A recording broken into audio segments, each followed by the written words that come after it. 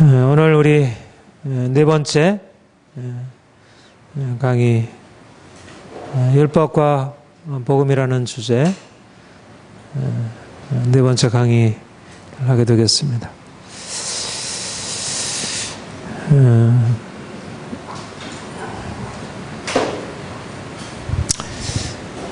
저는 이번에 이 1회 샬롬누리 신학 강좌를 준비하고 또 진행하면서 하나님이 우리를 좀 더 깊은 복음 진리로 인도하셔서 그 복음 진리를 통해서 정말 우리의 신앙이 그 하나님을 더 깊이 온전하게 만나서 알고 그래서 근본적인 변화로 나아가도록 그렇게 이끄시는구나 그런 생각을 하게 되고요. 그래서 기대가 됩니다. 이제 오늘 이제 내일이면 마치게 되지만 저는 그렇게 생각을 해요. 앞에도 여러분들에게 말씀드렸지만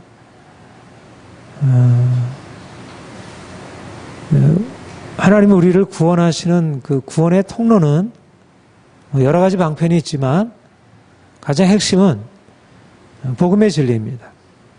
우리가 복음 진리를 믿고 믿음으로 말미암아 구원에 이르는 것입니다. 우리가 복음 진리를 듣고 깨닫는 만큼 우리가 믿게 되고 우리가 믿는 만큼 그 구원의 풍성함에 도달할 수 있습니다. 신앙생활에 여러 가지 요소가 있지만 우리가 말씀을 깨닫는 것은 너무나 중요한 일이고 이것은 아무리 강조해도 지나치지 않고요.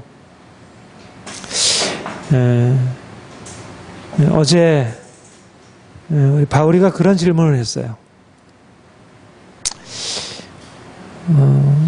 사람들이 복음에 대해서 이렇게 듣고 배우지만 복음이 사람들에게 그렇게 능력으로 나타나는 것 같지 않다. 많은 사람들이 예수를 믿고 있고 복음을 많은 사람들이 가르치고 배우고 있지만 그러나 별로 능력이 없는 것 같다. 이렇게 신학 강조를 하지만 과연 그런 능력이 있겠느냐 그런 질문을 했어요. 어제 굉장히 진지한 질문이라고 생각합니다. 우리는 복음에 대해서 알고 있고 진리에 대해서 너무나 많은 것을 알고 있지만 실제적으로 우리의 삶에 변화가 없고요. 세상을 향한 영향력들이 너무 없다는 것. 오늘날 그리스도인들이 너무 많이 있고 교회가 수없이 많이 있지만 그러나 여전히 세상은 문제 가운데 있고 그리스도인들이 별로 차이를 나타내지 못하는 것을 봅니다. 그러나 저는 왜 그러할까? 왜 오늘날 교회가 능력이 없고 그렇게 세상 앞에 무력하게 세상의 변화에 있어서 교회가 영향력을 나타내지 못하는 것일까? 가장 중요한 것은 사람들이 복음을 제대로 깨닫지 못하고 있다는 것입니다. 복음을 깨닫고 있어도 너무 제한적으로 부분적으로 깨닫고 있을 뿐이고요. 또 부분적으로 깨닫고 있으니까 사람들이 어떻게 오해를 하냐면 내가 말씀을 알고 있지만 여전히 삶이 변화되지 않는다고 생각하는 것이에요. 그것은 말씀의 능력이 없어서가 아니고 말씀을 온전히 깨닫지 못해서 그런 것이고요. 정말 말씀을 깨닫고 주의 복음이 우리에게 역사하기 시작하면 여러분 이제까지 우리 세 번 강의를 통해서 우리가 들은 것처럼 율법은 능력이 없습니다. 율법은 들어도 율법을 통해서 변화되지 못해요. 율법은 세상을 변화시키는 그런 능력을 그 안에 담고 있지 못합니다. 그러나 복음은 그렇지 않다는 것입니다. 복음은 듣고 그것을 믿으면 십자가의 도는 멸망하는 자들에게 미련한 것이요 구원을 얻는 우리에게는 하나님의 능력이라. 우리는 십자가 못 박힌 그리스도를 전하니 유대인에게는 거리끼는 것이고 헬라에게는 미련한 것이지만 부르심을 입은 자들에게 그리스도는 하나님의 능력이요 하나님의 지혜니라. 예수께서 십자가 지시고 그가 부활하셨다고 하는 그 진리, 예수를 믿으면 우리 인생이 변화된다고 하는 그 진리는 그냥 말이 아니라는 것입니다. 그것은 실질적인 능력이고 우리가 그 말씀을 받아들이고 그 안에서 우리가 자신을 이해하게 되면 그것은 그냥 하나의 지식이 아니고요. 근본적으로 우리가 이제까지 어떤 것으로도 이룰 수 없었던 변화, 그것이 우리의 삶에 실질적으로 일어나게 되고, 여러분, 오늘날 사람들에게 과학이 능력이 있다고 생각합니까? 복음이 능력이 있다고 생각합니까? 오늘날 사람들에게, 그리스도인들에게 과학이 능력이 있습니까? 복음이 능력이 있습니까? 아니, 천국 가는 데 있어서는 복음이 능력이 있지만 현실 삶을 살아가는 데 있어서 과학기술이 능력이 있을까요? 아니면 복음이 능력이 있을까요? 뭐라고 대답을 할까요? 정답은 복음이라고 쓰고 싶겠죠. 그러나 마음으로 믿어지기는 복음이 현실적인 삶에 능력이 될까요? 그렇게 받아들이기 어렵다는 것입니다. 실제적으로 사람들의 마음속에 확신하고 있는 것은 오늘날 이 시대의 변화를 이끌어 우리가 뭐 이런 현대 과학기술 문명의 이기들을 통해서 너무나 많은 유익을 받고 있고, 그래서 우리는 과학기술은 너무나 분명한 능력으로 이해가 됩니다. 오늘날 지식, 정보 사회 속에서 과학기술로 말미암는 많은 지식들, 이것들은 능력이라고 생각합니다.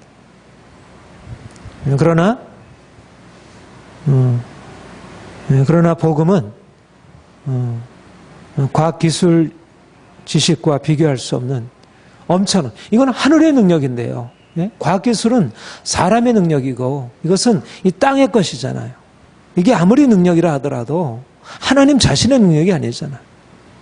근데 복음은 하나님 자신의 능력이 하늘이 이 땅에 임한 것입니다. 복음 안에는 예수 그리스도께서 우리를 위하여 죽으셨고 다시 살아났다고 하는 그 복음 안에는 그냥 단순한 지식이 아니고, 말하자면 이제까지 천사들조차도 그것을 이해할 수 없도록 감춰있는 비밀이고요. 하나님과 하나님의 아들 예수 그리스도, 성령님, 삼위일체 하나님만이 소유하고 있는 지식이에요.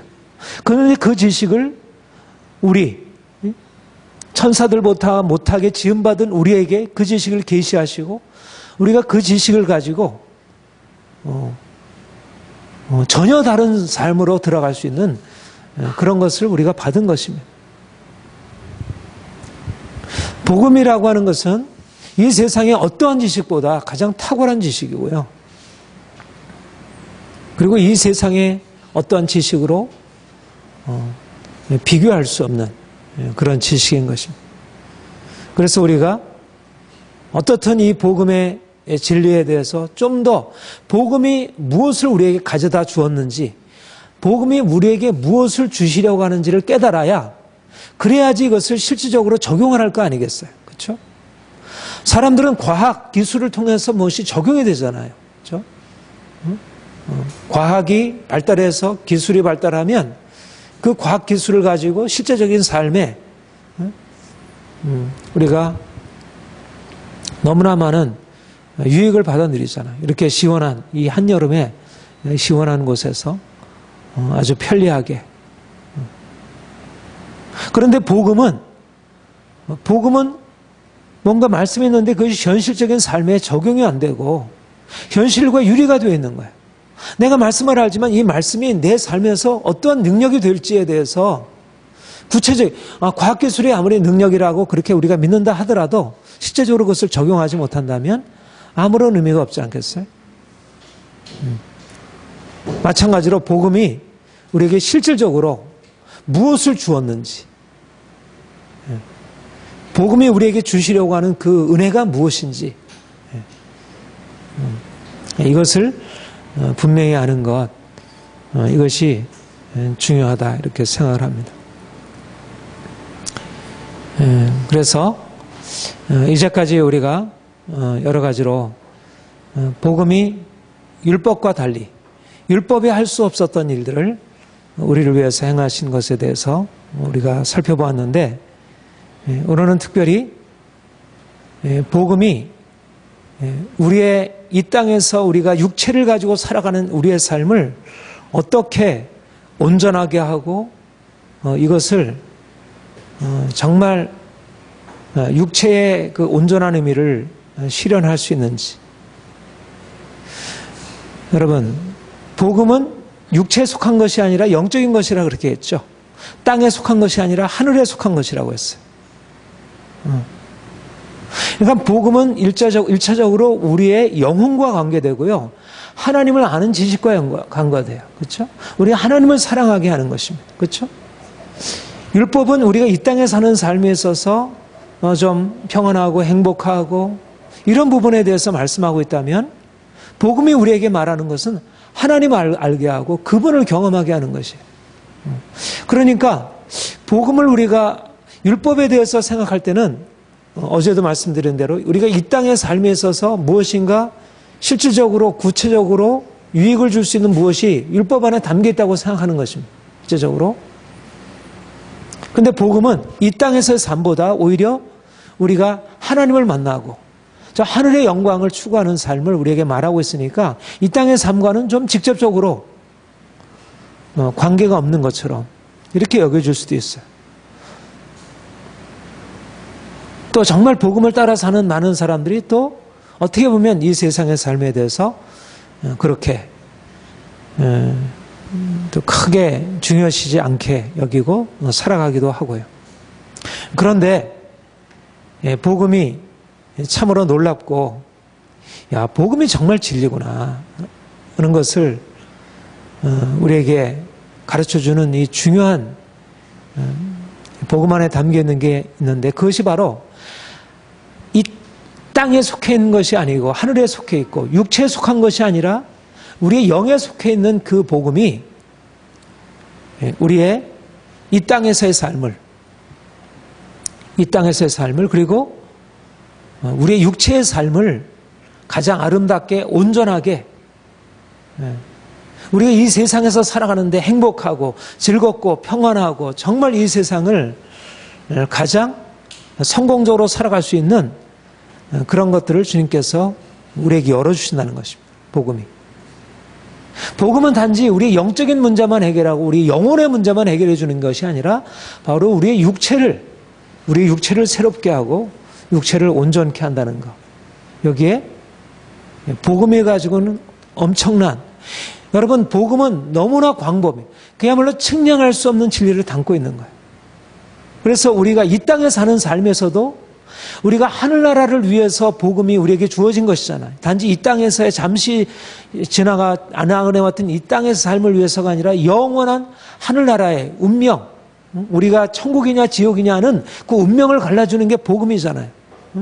당신이 예수를 믿으면 영원한 천국에 들어가게 돼. 예수를 믿지 않으면 영원히 심판받게 됩니다. 물론 우리가 그 영원한 천국과 지옥의 운명을 갈라주는 것이 복음입니다.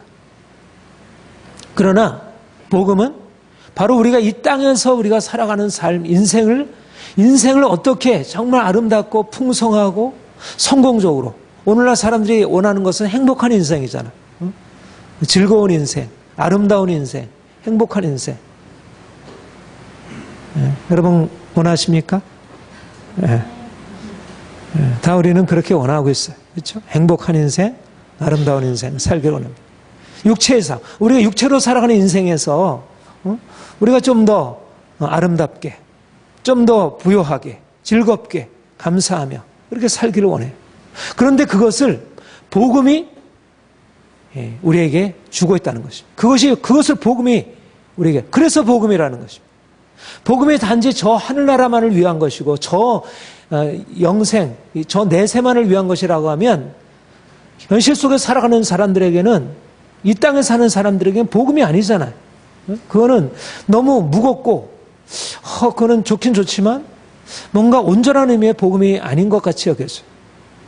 그런데 복음이 놀라운 사실은 복음이 단지 저 하늘나라를 위한 그러한 구원의 소식일 뿐만 아니라 이 땅에서 우리가 가장 행복하고 가장 성공적으로 살아갈 수 있는 그런 삶을 위한 길을 우리에게 보여주고 있다는 것입니다. 이게 영적으로 우리가 육에 속한 것이 아니고 영에 속한 삶, 육체에 속한 삶은 사실상 사람들이 행복을 추구해요. 그렇죠? 건강하기를 추구하고 좀 더 아름답기를 추구하고 좀 더 부유하기를 추구합니다. 그러나 육체를 추구하는 삶이 그것이 실제적으로 그렇게 이루어집니까? 그렇게 되지 못하는 거예요. 왜 그렇습니까? 왜 육체에 사는 삶이 왜 근본적으로 인생의 행복과 그런 성공을 우리에게 가져다 주지 못할까요? 근본적인 것은 죄잖아요, 죄. 결국 우리가 육체로 살아간다는 얘기는 죄가 우리를 지배하고 있다는 것입니다. 죄로 말미암아서 우리가 원하는 행복을 얻을 수 없다는 거예요. 이것이 인간의 운명입니다. 그러니까 육체를 추구하는 인생은 결국 고통스러운 자기가 원하는 행복을 얻지 못하고 고통스러운 삶을 살아갈 수 있습니다. 또 율법 아래 살아가는 것도 마찬가지라고 했죠. 율법은 근본적으로 우리 인생에 죄의 문제를 해결하지 못하고 죄로 말미암는 심판을 해결해 주지 못해요. 그러니까 사람들이 예수님을 만나서 육체로부터 영적인 삶으로 변화되고 율법에서 노임을 받고 복음의 능력 안으로 들어가지 못하면 하늘의 영광은 말할 것도 없거니와 이 땅의 삶에조차도 부분적으로 물론 육체를 추구하는 사람들이 육체의 부분적인 행복을 얻죠. 또 율법을 통해서 살아가는 사람들이 율법을 지켜 행함으로 부분적으로 이 땅의 성공적인 삶을 살아가죠. 유대인처럼. 그렇죠? 그러나 근본적으로 진정한 이 땅에서의 행복은 우리가 육체에 속한 삶, 율법 아래 사는 삶으로서는 얻을 수 없다는 것입니다. 우리가 예수 그리스도를 만나서 우리가 육체가 아니라 영으로 변화되어질 때, 우리가 영적인 삶으로 들어가게 될 때 진정으로 그런 삶이 시작이 되는 것입니다. 특별히 우리가 육체의 긍정을 말함에 있어서 가장 중요한 것이 이 거룩함에 관한 것입니다. 거룩함. 여러분, 요즘 우리의 신앙생활은 이 거룩함의 추구에 대한 것들을 많이 잃어버렸어요. 사실상 우리 이제 기독교 역사를 통해서 보면요, 중세 때까지도 중세에도 나름대로 거룩함을 추구했어요. 모든 사람들은 아니지만 수도사들, 그들은 이 수도원적인 영성이라는 게 예수님 닮아가려고 하는 거잖아요. 어떻게든지 십자가 지고 예수님 닮아가려고 하는 게 수도원 영성이에요. 중세 영성이었습니다. 주님 따라가고자 하는 것이었어요. 그리고 종교개혁자들 루터나 칼뱅도 오직 믿음으로 말미암아 의롭다함 받는 것이지 행위로 의롭다함 받는 거 아니다. 물론 오직 믿음으로 의롭다함을 받는 이 칭의 은혜에 대해서 강조를 했어요. 그러나 그들도 믿음으로 의롭다함을 받은 자들이 거룩한 삶을 살아야 한다는 것을 강조했고, 또 루터나 칼뱅의 가르침을 받은 그 이후의 후손들, 특별히 청교도 그 이후의 모든 부흥운동의 과정에서 지속적으로 강조했던 게 뭐냐면 이 거룩함이었습니다. 거룩함. 사실상 이 거룩함의 추구라고 하는 것은 우리 그리스도인들의 삶에 있어서 아주 중요한 핵심이라 할 수 있습니다. 핵심. 성경이 그것을 강조하고,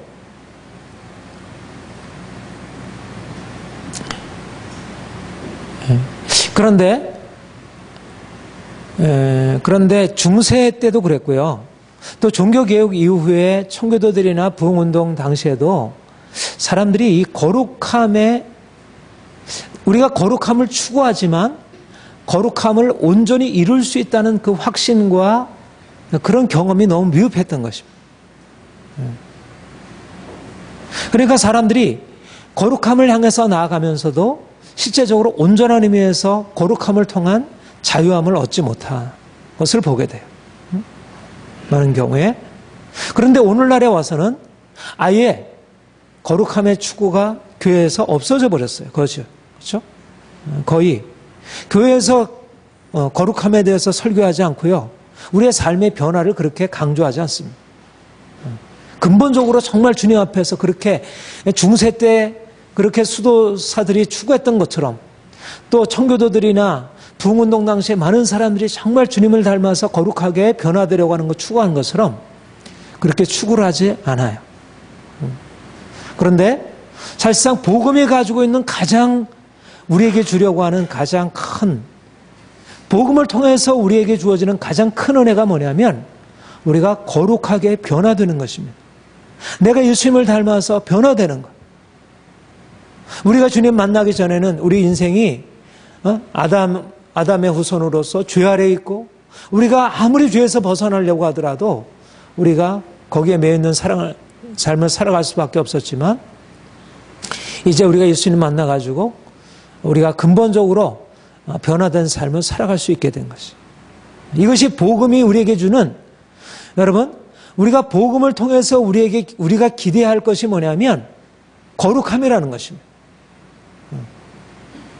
사람들은 내가 진정으로 예수님을 만나서 변화되고 정말 예수님처럼 내 안에 그런 새로운 성품이 이루어지고 새로운 삶이 이루어지리라고 하는 것을 기대하기 어려워요.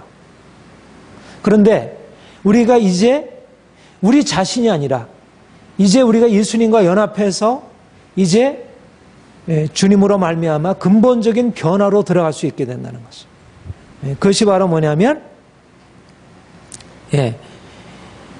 우리가 그리스도의 십자가에 갈라디아 5장 24절 그리스도 예수의 사람들은 육체와 함께 그의 정욕과 탐심을 십자가에 못 박으니라. 그리스도의 십자가에 연합함으로 말미암아 우리가 그리스도와 함께 연합하여 죽는다는 것은 뭐냐면 우리가 이제까지 죄악된 육체의 욕심 가운데 살아왔고 그래서 우리가 아무리 애써도 우리의 삶이 바뀌어질 수 없었지만 이제 예수 그리스도께서 우리의 삶에 들어오셔서 이제 우리가 그와 함께 죽고 그와 함께 다시 살아나게 될 때 이제는 더 이상 육체의 욕심이 우리를 죄로 끌어가는 그런 인생, 그런 실패하는 인생을 살아가지 아니하도록 우리를 바꾸어 놓은 것입니다. 우리 에베소서 4장 22절 그거 같이 한번 읽어보겠습니다. 시작. 너희는 유혹의 욕심을 따라 썩어져가는 구습을 따르는 옛사람을 벗어버리고 유혹의 욕심을 따라 썩어져가는 구습을 따르는 옛사람. 우리는 전에 우리가 주님 만나기 전에 옛사람이었을 때는 유혹의 욕심을 따라 썩어져가는 구습을 쫓는 옛사람이었습니다. 그런데 이제 예수 그리스도로 말미암아 그것을 벗어버리게 되었다는 것입니다. 골로새서 3장 5절 같이 읽겠습니다. 그러므로 땅에 있는 지체를 죽이라. 곧 음란과 부정과 사역과 악한 정욕과 탐심이니 탐심은 우상 숭배니라.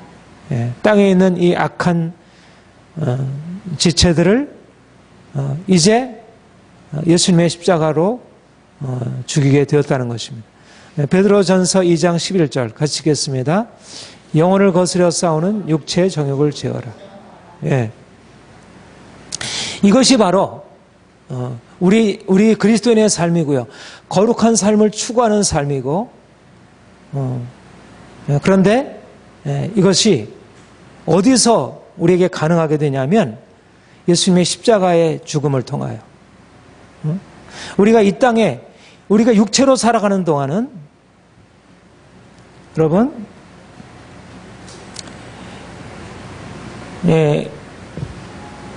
우리의 신앙의 가장 핵심적인 문제는 뭐냐면요. 죄와 거룩의 문제입니다.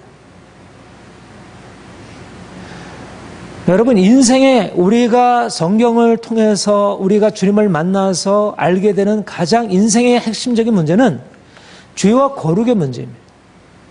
우리가 죄인으로 살아가느냐 아니면 죄에서 벗어나서 거룩이라는 게 뭐예요? 하나님처럼 깨끗하고 정결하고 흠이 없이 되는 것입니다.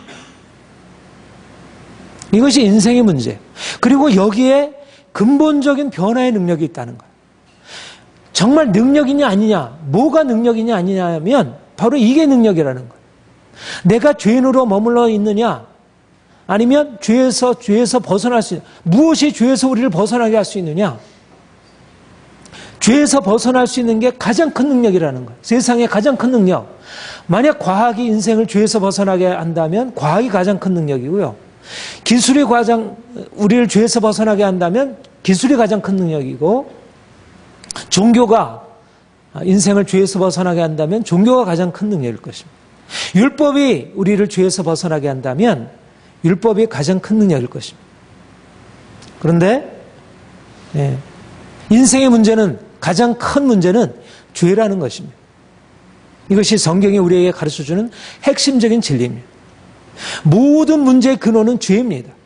그리고 사람들은 사실상 이 문제를 근본적으로 다루지 못하면, 오늘날 과학기술, 왜 과학기술이 온전한 능력이 아니냐면, 과학기술을 통해서 우리의 질병도 고쳐지고 우리의 삶에 많은 것들이 해결이 되잖아요. 그러나 과학기술은 우리의 죄의 문제를 해결하지 못하는 것입니다.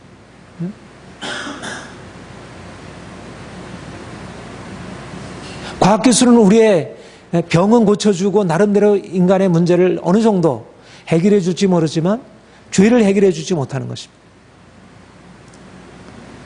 죄의 삭은 사망이요. 죄의 삭은 사망의 진노요. 어떤 모든 문제의 근원은 죄로부터 시작이 되었어요. 아담이 범죄하는 것으로부터 인생의 문제가 시작이 된 것이에요. 그러니까 다른 것을 해결한다 할지라도 다른 것은 근본적인 우리 인생의 문제를 해결이 되지 못합니다. 그런데 어디서 죄가 해결이 되냐면 바로 예수 그리스도의 십자가에서, 우리가 예수 그리스도와 함께 십자가에 못 박혀 죽을 때, 우리의 육체의 욕심이 예수님의 십자가와 함께 못 박혀 죽을 때 우리가 죄에서 벗어나서 거룩한 삶으로 들어가게 된다는 것입니다. 그래서 복음의 능력이라는 거예요. 왜 복음의 능력인가? 어떤 것으로도 해결할 수 없는 죄의 문제를 주께서 복음을 통해서 우리를 해결해 주시기 때문에.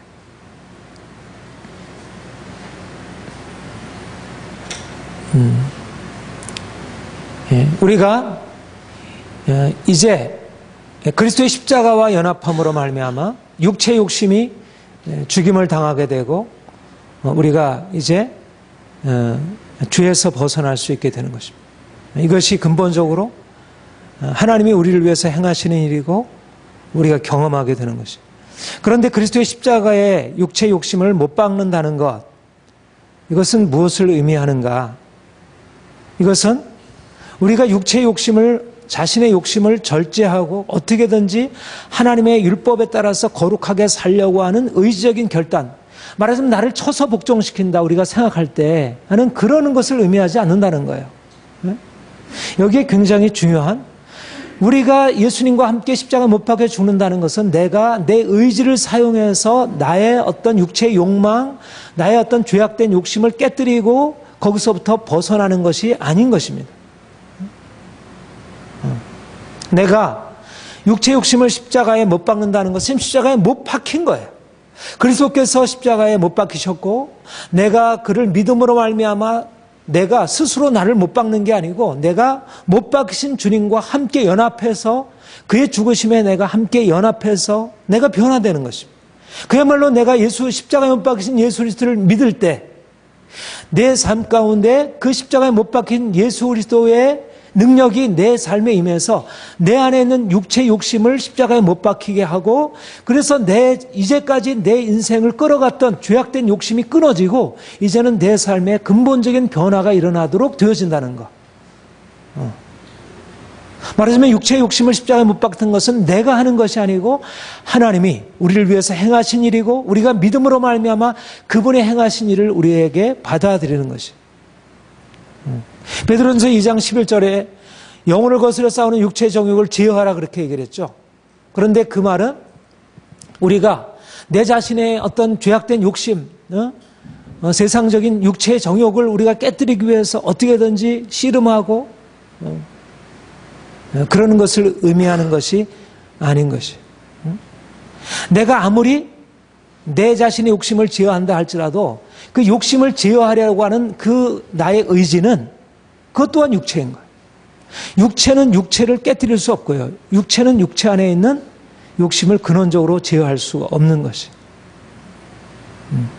우리가 육체에 대해서 죽고 죄에 대해서 죽는 것은 오직 그리스도와 연합을 통해서입니다.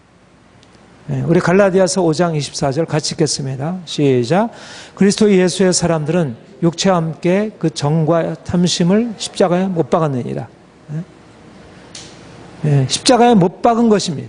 우리가 주님과 함께 이미 십자가에 못 박힌 것입니다. 우리 로마서 6장 6절 같이 읽겠습니다. 우리가 알거니와 우리의 옛사람이 예수와 함께 십자가에 못 박힌 것은 죄의 몸이 다시는 우리가 죄에게 종노릇 하지 아니하려 함이니 우리가 이미 예수님과 함께 십자가에 못 박혔다. 그래서 이제는 다시는 죄에게 종노릇 하지 아니한다. 이제는 더 이상 우리가 육체가 아니라는 것입니다. 우리가 육체로 살아가지 않을 수 있도록 예수님과 함께 십자가에 못 박혀 죽음으로 우리 인생이 이제는 새로운 삶을 살아갈 수 있게 되었다는 것. 이것이 하나님이 예수 그리스도 안에서 행하신 일이고 우리가 복음을 통해서 듣는 것입니다.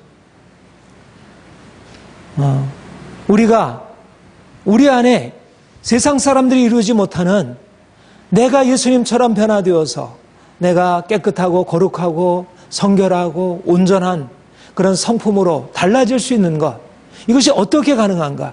내 안에 있는 이기적인 욕심과 내 안에 있는 분노와 내 안에 있는 염려와 내 안에 있는 이 잘못된 오래된 습성에서 어떻게 벗어나서 내 인생이 자유로워지고 정말 우리의 죄가 우리를 얼마나 고통스럽게 하고 다른 사람을 어떻게 얼마나 고통스럽게 합니까? 오늘날 많은 사람들이 어떻게 죄악 가운데서 고통스럽게 살아가고 있습니까? 그런데 주님께서 우리에게 말씀하시기를 너희는 이제 그 너희를 죄 가운데로 몰아나가는 육체 욕심이 십자가에 못 박혔다. 그래서 다시는 종노릇하지 아니하게 되었다. 이제는 새로운 삶이 나타나게 되었다는 것입니다. 이것이 우리가 예수를 믿음으로 말미암아 주님과 함께 연합하게 된 은혜로 우리에게 주어진 것이에요. 이제 바로 우리 그리스도 안에, 그러니까 그리스도 안에서 우리에게 거룩함이라고 하는 것은 이미 현실적으로 우리에게 주어진 것이, 이것은 하나의 우리가 추구하는 이상이 아니라 실제적인 현실입니다. 날마다 우리의 삶을, 우리가 죄 가운데 살던 우리가 이제 죄에서 벗어나서 날마다 거룩함으로 깨끗함으로 온전함으로 우리가 변화되고 우리는 이제는 씻어도 지울 수 없는 우리의 죄가 깨끗하게 써지고 정결케 되어지고 근본적인 변화로 나아가는 그런 인생이 시작이 되었습니다. 이것을 이제 전제로 하고 율법에 대해서 다시 한번, 우리 어제도 그제도 율법에 대해서 말씀을 드렸지만 우리가 복음 안에서 이렇게 우리가 근본적인 죄로부터의 자유함을 얻게 되고요, 죄로부터의 자유함을 얻게 되고 근본적으로 새로운 인생을 살 수 있게 되었는데, 우리 율법 아래서 사람들이 어떠한지 율법 아래 추구에 대해서 좀 보겠습니다. 하나님이 이스라엘을 택하신 목적이 뭡니까? 하나님이 그들을 택하신 목적은 그들을 하나님의 거룩한 백성이 되는 것입니다. 마치 우리와 동일하게 죄에서 벗어나서 이방인들의 우상 숭배의 죄악, 간음과 음란과 폭력과 온갖 악한 그런 죄악에서 벗어나서 하나님의 거룩한 백성, 그것을 위해서 그들에게 율법을 주셨어요. 하나님이 이스라엘 백성들에게 거듭하셔서 하신 말씀이 내가 거룩하니 너희도 거룩하라, 그렇게 말씀하셔요. 우리 레위기 11장 우리 한번 같이 보겠습니다. 시작. 나는 여호와 너희 하나님이라. 내가 거룩하니 너희도 몸을 구별하여 거룩하게 하고 땅에게는 길짐승으로 말미암아 스스로 더럽히지 말라. 나는 너희의 하나님이 되려고 너희를 애굽 땅에서 인도하여 낸 여호와라. 내가 거룩하니 너희도 거룩할지어다.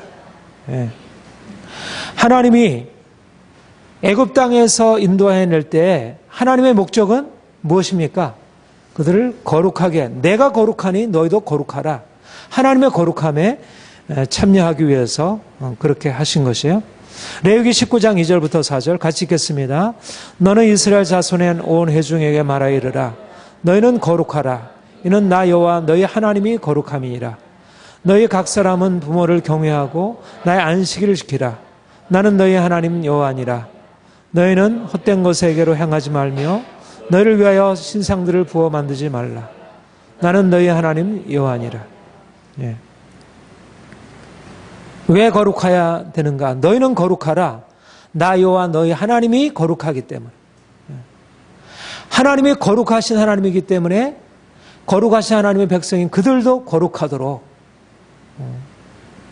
그러니까는 이스라엘 백성들을 선택하시고 그들을 구별하셔서 구원하실 때부터 하나님은 하나님과 그 백성 사이에 이 하나됨, 온전한 연합을 지향하셨음을 보게 돼요.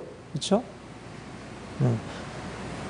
나중에 알게 되는 사실은 그 연합이라는 것이 온전할 수 없었다는 것을 보게 되었지만, 그러나 분명한 것은 하나님의 궁극적인 목적은 하나님의 거룩하심에, 하나님의 그 흠없는 거룩함에 피조물 된 인간이 참여하게 되는 것, 타락으로 말미암아 더러워졌고 이미 온 땅에 이 더러운 아담 이후에 이 노아 홍수로 말미암아 형벌을 받을 그런 죄, 그 이후에도 온갖 죄악들이 만연한 그 땅에서 하나님이 뭔가 다른 일을 이루시려고 그런 죄악에서부터 근본적으로 구별되어진 하나님의 백성, 거룩한 백성을 만들어내시려고, 그래서 이스라엘 백성들을 건져내시고 그들에게 말씀하기를 너희가 헛된 것을 행하지 말고 신상들을 부어 만들지 말라. 그러니까 하나님은 바로 그 하나님의 거룩하심 때문에 그 거룩한 백성을 만드시려고 그들을 구속하신 것을 보게 됩니다. 20장 6절 9절 같이 읽겠습니다. 접신한 자와 박수무당을 음란하게 따르는 자에게는 내가 진노하여 그를 그의 백성 중에서 끊으리니 너희는 스스로 깨끗하게 하여 거룩할지어다. 나는 너희의 하나님 여호와니라. 너희는 내 규례를 지켜 행하라. 나는 너희를 거룩하게 하는 여호와니라. 만일 누구든지 자기 아버지나 어머니를 저주하는 자는 반드시 죽일지니 그가 자기 아버지나 어머니를 저주했은지 그의 피가 자기에게로 돌아가리라. 예. 거룩의 내용들이 다르지만, 거룩의 내용이 어떤 것인지에 대해서 여러 가지로 다르지만, 특별히 우상숭배, 음란, 또 부모를 이렇게 공경치 아니하고 부모에 대해서 악하게 행하는 것, 이 모든 잘못된 행위들로부터, 말하자면 이방인들의 행실로부터 그들을 깨끗게 하고 구별해서 하나님의 백성으로서 그들을 구별하고 하나님처럼, 그래서 하나님이 기뻐하시고 하나님이 그들 중에 내가 거룩하니 하나님이 그들 중에 함께 하셔서 그 사랑과 그의 축복을 나눠주시기 위해서 그들을 거룩하게 하시려고 하신 것입니다. 이것이 바로 하나님의 뜻인 것이에요. 하나님의 뜻을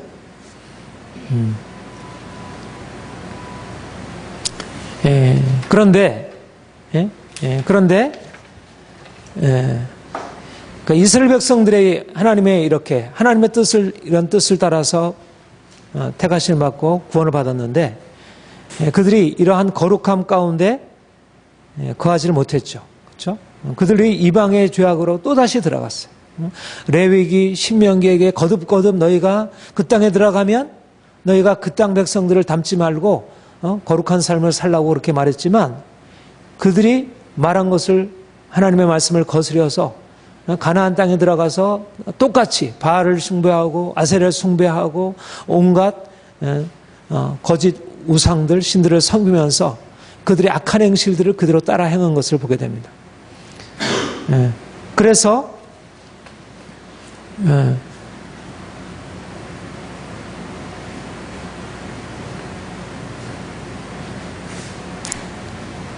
그런데 바울이 로마서 5장 아담의 죄와 하나님의 심판을 언급하면서 그러니까 이렇게 얘기를 하고 있어요. 율법이 더한 것에 범죄가 더하게 되었다.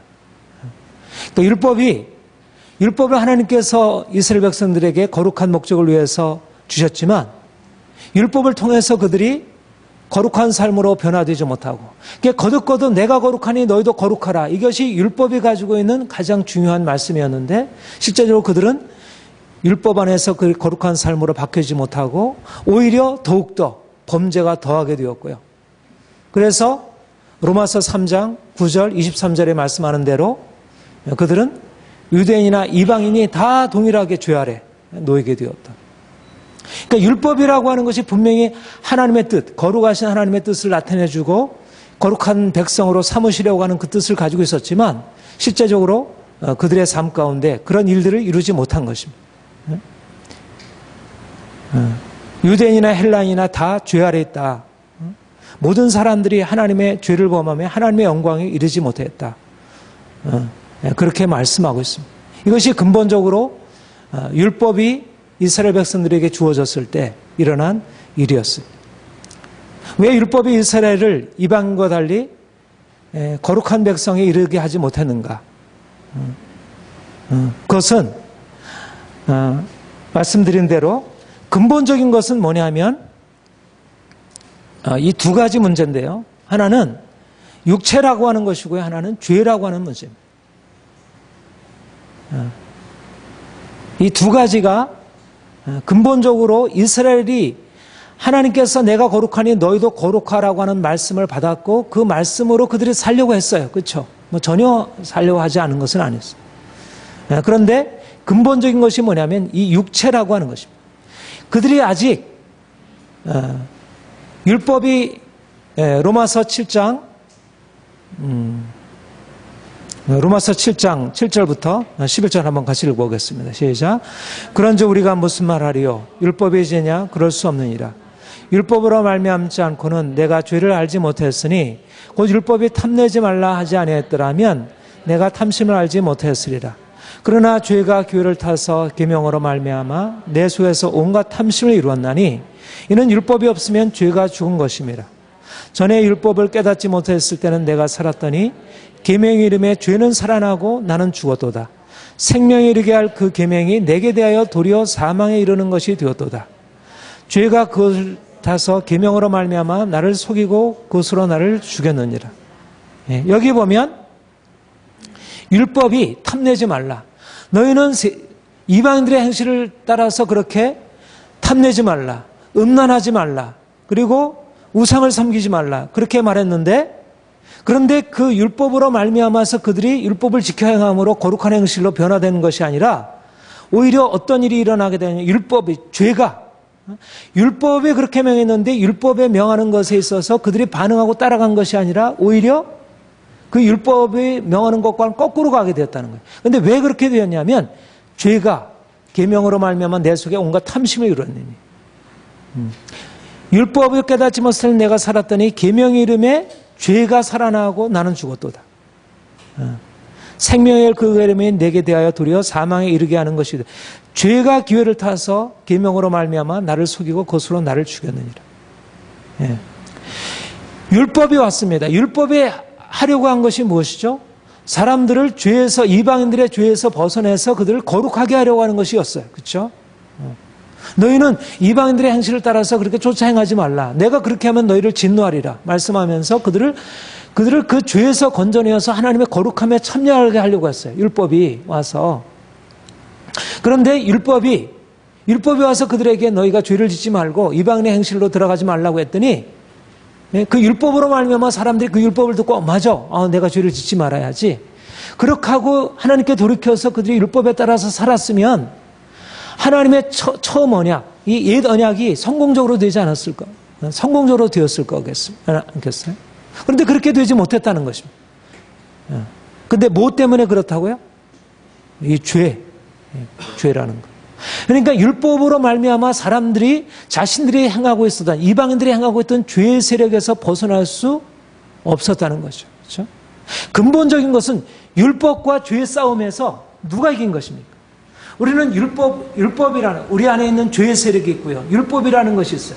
그런데 죄의 세력에 대해서 율법이 와서 나를 그 죄에서 건져내려고 했지만 율법은 와서 나를 죄의 세력에서 건져내지 못하고 오히려 죄는 율법이 와서 나에게 죄지지 말라. 너는 이러이러 하지 말라라고 그렇게 명한 것을 가지고 오히려 그것이 나에게 기회를 타서 오히려 나를 죄 아래로 속이고 나를 죄 아래로 더 내가 탐내지 말라라고 하는 계명을 듣기 전까지는 오히려 내 안에 탐심이 없었는데 탐내지 말라라고 하는 그 계명 때문에 오히려 탐심이 더 생겨났다는 거예요. 각종 탐심이. 음란하지 말라라고 하는 그 계명을 듣고 나서는 더욱더 음란하는 것이 더욱더 강화되었다는 것입니다. 그 죄의 세력을 율법에 깨뜨리지 못했다는 거예요. 이것이 바로 이스라엘 백성들, 하나님의 백성으로 택한 이스라엘 백성들이 겪게 되는 근본적인 한계였다는 것입니다. 죄가 그렇게 그러니까 만만하지 않다는 거예요. 만만한 세력이 아니라는 것입니다. 여기에 근본적으로 사람들이 가지고 있는 오해가 있어요. 왜 사람들이 왜 근본적으로 자신의 문제를 제대로 못하냐면, 해결하지 못하냐면 죄라는 것에 대해서 만만하게 보고 있는 거예요.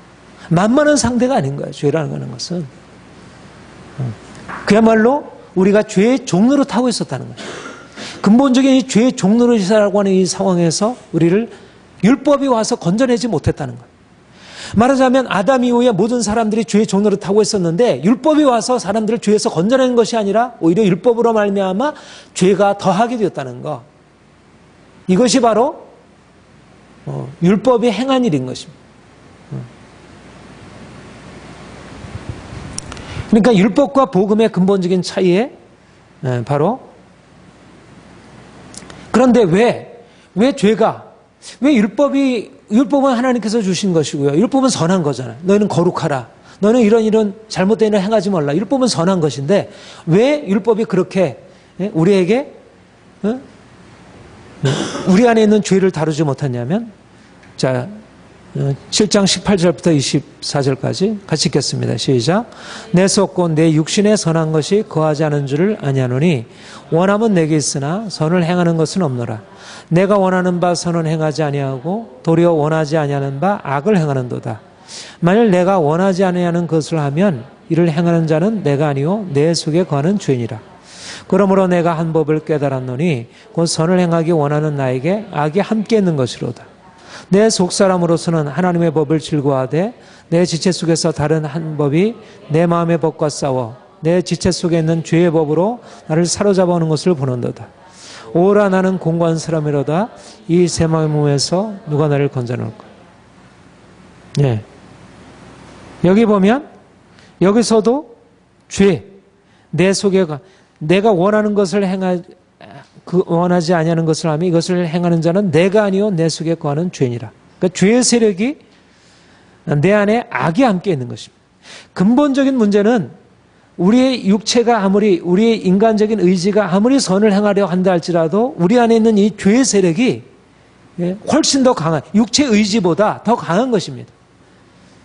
아까 여러분들에게 말했듯이 너희 영혼을 거스려 싸우는 육체 정욕을 제어하라고 할 때 그 제어하는 그 힘은 우리의 의지로서 제어할 수 있는 게 아니라는 거예요. 우리의 육체의 정욕, 죄악된 정욕은 육체 의지로서 다뤄질 수 없는 그보다 훨씬 더 강한 세력이라 이렇게 볼 수 있어요. 그런데 여기에 우리 안에 있는 죄의 세력을 얘기를 하는데 18절에 보면 내 육신에 선한 것이 거하지 않은, 내 육신에 선한 것이 거하지 않은 줄을 아노니, 내 속에 거하는, 내 육신에, 근본적으로 왜 우리의 율법으로 말미암아 우리가 죄에서 벗어나지 못하고 오히려 율법으로 말미암아 우리가 범죄를 더하게 되느냐면 우리가 육신에 속해 있다는 것입니다. 근본적으로 육신에 속해 있는 자에게는 육신 안에 죄가 거하고 있는 거예요. 육신 안에. 그리고 육신 안에 있는 내가 육신에 있을 때는 그 육신 안에 거하는 죄에 대해서 어떻게 행할 수가 없는 것입니다. 그래서 결국 부르짖게 되는 것이 누가 이 사마음에서 나를 건져낼꼬? 이 사마음에서 건져낼 수 없음에 대해서 탄식할 수밖에 없다는 것입니다. 로마서 8장 3절 같이 읽겠습니다. 율법이 육신으로 말미암아 연약하여 할 수 없는 것을 하나님은 하시나니 곧 자기 아들을 주인으로 보내어 육신의 죄를, 여기서 율법과 육신이 나오죠. 육신의 죄를 정하사. 율법이 왜 할 수 없었냐면 두 가지 문제 때문에 할 수 없었다고 했습니다. 하나는 죄의 세력이 엄청 강하다는 것입니다. 그리고 또 하나는 우리는 육신에 속해 있다는 것입니다. 우리가 육신이라고 하는 조건에 있을 때는 죄의 세력에서 벗어날 수 있는 힘이 우리에게 없는 것이에요. 하나님의 법이 우리에게 주어져 있고 내가 하나님의 법을 따르려고 하지만 육신은 내 죄를 이기고 죄를 벗어나서 하나님의 의를 따라갈 수 없는 것. 그것이 육신이라고 하는 조건 속에서 우리에게 주어진 것이에요. 그런데 이제 우리가 어떻게 우리가 이제는 하나님의 뜻을 따라서 거룩한 삶으로 살아갈 수 있게 되었는가? 여기 이제 답이 나오는 거죠. 우리가 더 이상 육신에 있지 아니하고 이제는 육신을 예수님의 십자가에 못 박고 내가 더 이상 이제 육체에 속한 것이 아니라 이제는 영에 속한 자가 되었기 때문에 이제는 그리스도와 연합한 자가 되었기 때문에 더 이상 내가 율법으로 말미암는 죄의 종욕이 내게 역사하여 내가 죄 가운데로 들어가는 것이 아니라 내가 이제는 말씀을 따라서 선한 삶을 살아갈 수 있도록 그렇게 바뀌어진 것입니다. 근본적으로 율법이 가지고 있는 한계는 여기서 율법이 왜 거룩한 것을 명하지만 왜 이제 그렇지 못한가? 율법이 우리 안에 있는 죄로 말미암아 또 우리가 이스라엘 백성들이 육신에 속해 있기 때문에 율법은 죄 아래 있는 사람들에게 죄에 벗어나 거룩하게 될 것을 요구하고 있습니다. 그런데 그 거룩하게 될 것을 요구하는 데 있어서 모세율법은 제사제도, 성소, 그리고 성일, 성직, 성물들 이런 것을 통해서 여러분 우리 어제도 봤지만 중요한 것은 모세율법이 사람들을 거룩하게 하려고 할 때 무엇을 이제 금방 얘기한 대로 육신 안에 있는 죄의 세력 때문에 또 우리가 육신이라는 조건 때문에 이스라엘 백성들이 거룩함으로 들어가지 못했다 그랬어요. 그런데 또 하나 이제 우리가 살펴볼 것은 뭐냐면 율법이 거룩함을 위해서 하려고 한 게 뭐냐면 거룩한 성소, 거룩한 안식일, 거룩한 제사장, 거룩한 제물 이런 것을 통해서 거룩함으로 들어가려고 하고 있어요. 레위기 11장에 보면 여러 가지 먹지 못할 음식들, 부정한 음식들을 열거하면서 이것을 먹지 말라고 얘기를 해요. 그리고 이 음식을 먹지 말아야 할 이유가 그들이 거룩한 백성이기 때문에 그렇다고 얘기를 해요. 우리 앞서 요거는 우리 앞으로 봐야겠네요.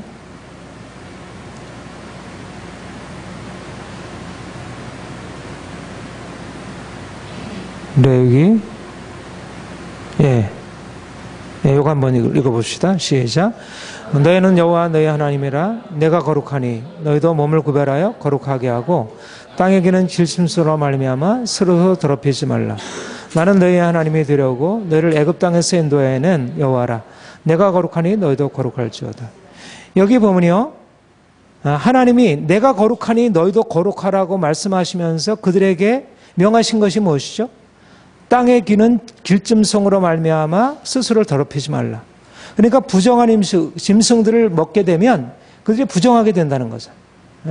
그러니까 그들이 하나님 앞에서 거룩하게 되는 것이 어떤 그들의 마음 안에 있는 그들의 어떤 탐심이나 뭐 악한 것도 관련이 되지만 실제적으로 그들의 어떤 외적인 행위들, 먹는 음식들 이런 것과 관련해서 하나님이 거룩함을 말씀하시고 있어요.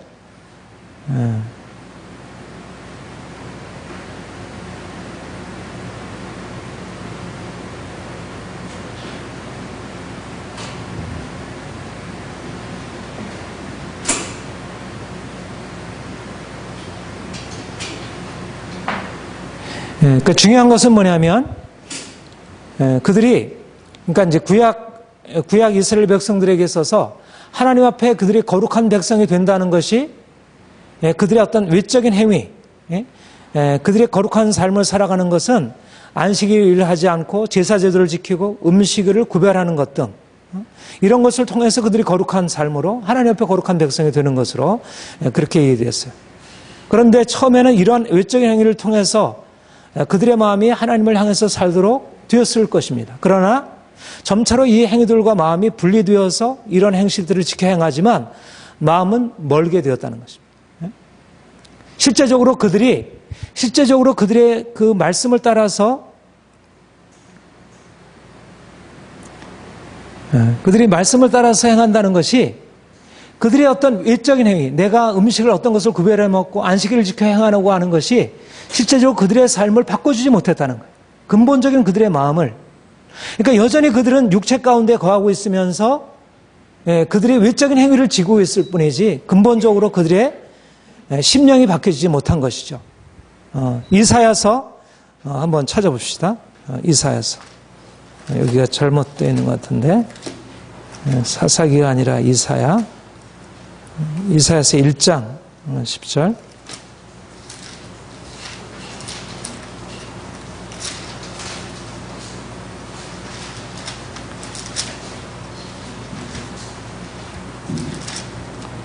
(1장) 10절, 17절. 우리 함께 같이 읽겠습니다. 시작. 너희 소돔의 관원들아 여호와의 말씀을 들을지어다. 너희 고모라의 백성들아 우리 하나님의 법에 귀를 기울일지어다. 여호와께서 말씀하시되 너희의 무수한 재물이 내게 무엇이 유익하뇨? 나는 수양의 번제와 살찐 짐승의 기름에 배불 넣고 나는 수송아지나 어린 양이나 수염소의 피를 기뻐하지 않으노라. 내가 너희 앞에 보이러 오니 이것을 누가 너에게 요구했느냐? 내 마당만 밟을 뿐이니라. 헛된 재물을 다시 가져오지 말라. 분향은 내가 가증히 여기는 바요. 월삭과 안식일과 대회로 모이는 것도 그러하니 성회와 아울러 악한 견디지 못하였느니라. 내 마음이 너의 월삭과 정한 절기를 싫어하나니 그것이 내게 무거운 짐이라. 내가 지게 곤비하니라. 숨을 펼 때 내가 내 눈을 너에게서 가리고 너희가 많이 기도할지라도 내가 듣지 아니하리니 이는 너희의 손에 피가 가득함이라. 너희는 스스로 씻으며 스스로 깨끗하게 하여 내 목전에서 너희 악한 행실을 버리며 행악을 그치고 선행을 배우며 정의를 구하며 학대받는 자를 도와주고 우화를 위하여 신론하며 과부를 위하여 변호하라 하였느니라. 그러니까 이들이 여러 가지 제사 하나님 앞에 여러 가지 많은 재물을 가지고 나와서 월삭을 지켜 행하고 안식일을 지켜 행하고 대회로 모이고 그런데 그들의 마음이 바뀌지 않고 여전히 악을 행하고 있다는 것. 말하자면 그들이 하나님이 너희가 이걸 먹지 말라 이런 안식일을 지켜 행하라 이러이러한 제사를 드려라 하는 것에 대해서 그들이 지켜 행하고 있지만 실제적으로 그들의 마음은 하나님을 향해서 멀어져 있고 악을 행하고 있다는 것입니다. 이게 바로 말하자면 하나님께서 그들에게 명하신 것은 그들의 행위를 통해서 하나님 그분을 경외하고 하나님을 사랑하고 본래적인 목적은 하나님을 사랑하고 하나님의 말씀에 따라서 이웃을 사랑하고 행하는 것이었잖아. 그런데 그들은 하나님을 사랑하고 이웃을 사랑하는 것을 버리고 오히려 외적인 행위에 머물러서 오히려 그것이 자신들이 하나님 앞에서 거룩한 삶으로 살아가는 것처럼 오해하고 그렇게 되었다는 것입니다. 그러니까 율법이라고 하는 것이 근본적으로 율법, 아까 말씀드린 대로 율법이 와서 사람들 안에 있는 육체 안에 있는 거하는 죄의 세력을 다루지 못하니까 사람들은 안에 있는 죄는 그대로 내버려둔 채 육체로 겉으로 드러난 몇몇 행위들만, 거룩한 행실들만 가지고 그들이 거룩한 백성인 것처럼 그렇게 행하려고 했다는 것입니다. 이것이 선지자들이 근본적으로 비판하는 것이고 바로 이러한 비판에 대해서 그 바리새인 예수님도 바리새인들의 그런 행위에 대해서 이렇게 비판을 하게 되었죠. 자, 바리새인 우리가 바리새인과 서기관들이 예수님께 나와서 당신의 제들은 어찌하여 장로들의 전통을 범하나이까? 떡을 먹을 때 손을 씻지 않아이다. 대답하여 이르시되 너희는 어찌하여 너희 전통으로 하나님의 계명을 범하느냐. 그러니까 그들이 하나님의 계명, 하나님을 섬기고 부모를 공경하라고 하는 계명은 폐하고 떡 먹을 때 손을 씻으라는 그런 장로들의 전통만 지키고 있는 것을 보고 말씀하고 있어요. 6절부터 11절까지 한번 같이 읽어보겠습니다. 시작. 내 부모를 공경하라 하여 너희의 전통으로 하나님의 말씀을 펴는도다. 외식하는 자들아 이사야가 너희에 관하여 잘 이어놨도다. 일렀으되 이 백성의 입술로는 나를 공경하되 마음은 내게서 멀도다. 사람의 경우로 교훈을 삼아 가르치니 나를 헛되이 경배하는도다 하였느니라 하시고 무리를 불러 이르시되 듣고 깨달으라. 입으로 들어가는 것이 사람을 더럽게 하는 것이 아니라 입으로서 나오는 것이 사람을 더럽게 하는 것이니라. 예. 그러니까 여기에 이제 중요한 오해들이 있죠. 그러니까 아까 이사야의 예언도 그렇고요. 이사야의 말씀도 그렇고 지금 예수님이 바리새인들에 대해서 말씀하는 것도 그렇고 원래 율법이 명하고 있는 너희가 이러이러한 계명을 지켜 행하라고 할 때 그것의 하나님 목적은 뭐예요? 그들의 마음이 변화가 되어서 거룩하게 되어서 하나님을 예배하고 하나님 뜻대로 행하는 것이잖아. 그런데 그들의 마음은 변화되지 않은 것입니다. 그들이 여전히 죄 가운데 있는 거예요. 그들 안에는 악한 마음이 있고 더러움이 있고 온갖 더러운 욕심들로 가득 차 있는 거예요. 그리고 나서 그들은 하나님의 말씀을 명하니까 거기에 대해서 지켜 행한다고 하는 것이 실제적으로 마음은 바꾸는 것 없이 외적인 행위만 바꾼 것이죠.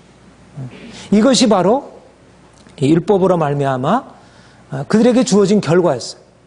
그러니까 이방인들이 하나님 말씀을 떠나서 더러운 죄 가운데 행하는 것이나 아니면 겉 포장에 있어서는 나름대로 율법을 따라 행하는 것 같아도 근본적으로 마음이 바뀌어지지 않은 채 더러운 마음을 가지고 있는 이스라엘 백성들이나 하등의 차이가 없는 것이죠. 근본적으로. 이것이 바로 율법의 한계라 할 수 있는 것이에요. 그런데 이제 바로 이와 같이 마음은 변화되지 않은 채 외적인 형식 속에서 거룩함을 찾게 되었는데 이제 하나님이 그 옛 언약 아래서 이렇게 문제 가운데 있는 사람들을 위하여 이제 새 언약을 말씀하신 것입니다. 이제는 외적 행위의 변화가 아니라 율법은 마음을 변화시키지 못하고 외적 행위만을 바꾸었다면 행위를 규정하니까 본래적인 행위를 규정할 때 하나님의 목적은 마음까지 바뀌어지는 거였는데 마음은 바뀌어지지 않은 채 행위만 바뀌어졌을 때 옛 언약 아래서 그게 불가능했다는 것입니다. 왜냐하면 옛 언약 아래서 육체라고 하는 그 상태에서는 근본적으로 그 죄를 다룰 수 없었기 때문에 그런데 이제 예레미야와 예수가 선지자를 통해서 새 언약을 말씀하시고 이제 마음의 변화가 일어날 것을 말씀하셨어요. 예레미야 31장 33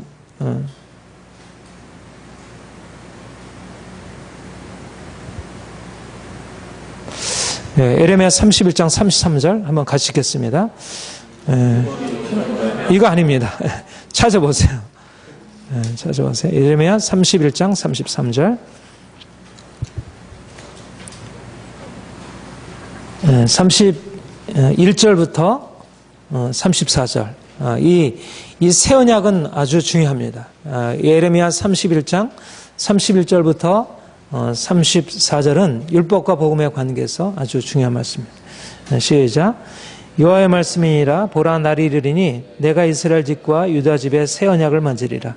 이 언약은 내가 그들의 조상들의 손을 잡고 애굽 땅에서 인도하여 내던 날에 맺은 것과 같이 아니할 것은 내가 그들의 남편이 되었어도 그들의 내 언약을 깨뜨렸습니다.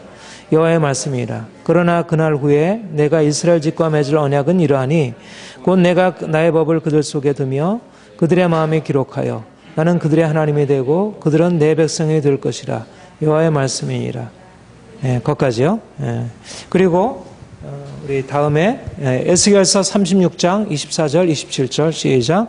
내가 너희를 여러 나라 가운데서 인도하여 내고 여러 민족 가운데서 모아들이고 고국 땅에 들어가서 맑은 물을 너희에게 뿌려서 너희로 정결하게 하되 곧 너희 모든 더러운 것에서와 모든 우상 숭배에서 너희를 정결하게 할 것이며 또 새 영을 너희 속에 두고 새 마음을 너희에게 주되 너희 육신에서 굳은 마음을 제거하고 부드러운 마음을 줄 것이며 또 내 영을 너희 속에 두어 너희로 내 율례를 행하게 하리니 너희가 내 규례를 지켜 행할지니라. 그러니까 옛 언약 아래서는 그들의 마음이 변화되지 않은 채 그러니까 그들의 마음 안에는 근본적인 더러움이 씻어지지 않는 것입니다. 그러니까 외적으로 그들이 손을 씻고 그들의 몸을 씻고 외적인 행위로서 거룩한 행실을 가지고 있었지만 그들의 마음이 변화되지 않는 것입니다. 그래서 하나님이 이제 에스겔과 예레미야 선지자를 통해서 말씀하시는 것은 내가 너희를 이제 인도하여 내리라. 맑은 물을 너희에게 뿌려서 너희를 정결케 하리라. 너희 모든 더러운 곳에서 모든 우상 숭배에서 정결케 하리라. 새 영과 새 마음을 너에게 주리라. 이제 너희의 육신에서 굳은 마음을 제하고 부드러운 마음을 줄 것이라. 이제 하나님이 근본적으로 새로운 일들을 행하실 것을. 여기에 바로 이제까지 옛 언약 아래서 사람들이 거룩함을 추구했던 것과 이제 복음 안에서 하나님이 거룩함을 실제적으로 주시는 것이 근본적으로 다르게 되었다는 것입니다. 율법은 외적인 행위에서의 거룩함을 가져오지만 진정한 마음의 변화에 이르게 하지 못했습니다. 그래서 율법적인 거룩함의 추구는 실패하고 율법은 정죄와 죽음의 법이 되었어요. 그런데 이제 그리스도께서 오셔서 외적인 형식에서 추구했을 뿐 본질적인 성취에 이르지 못한 목표를 달성하도록 만드신 것입니다. 그의 피로 죄에서 구속하시고 실질적인 거룩함을 이루게 하신 것입니다. 우리 베드로전서 1장 15절 22절 우리 같이 읽겠습니다. 시작. 오직 너희는 거룩한 이처럼 너희도 모든 행실에 거룩한 자가 되라. 기록되었으되 내가 거룩하니 너희도 거룩할지어다 하시니라. 의무로 보시지 않고 각 사람의 행위대로 판단하신 이를 너희가 아버지라 부른즉 너희가 나그네 있을 때를 두려움으로 지내라. 너희가 알거니와 너희 조상이 물려준 헛된 행실에서 대속함을 받은 것은 은이나 금같이 없어질 것으로 된 것이 아니요 오직 흠없고 점없는 어린 양 같은 그리스도의 보배로운 피로 된 것이니라.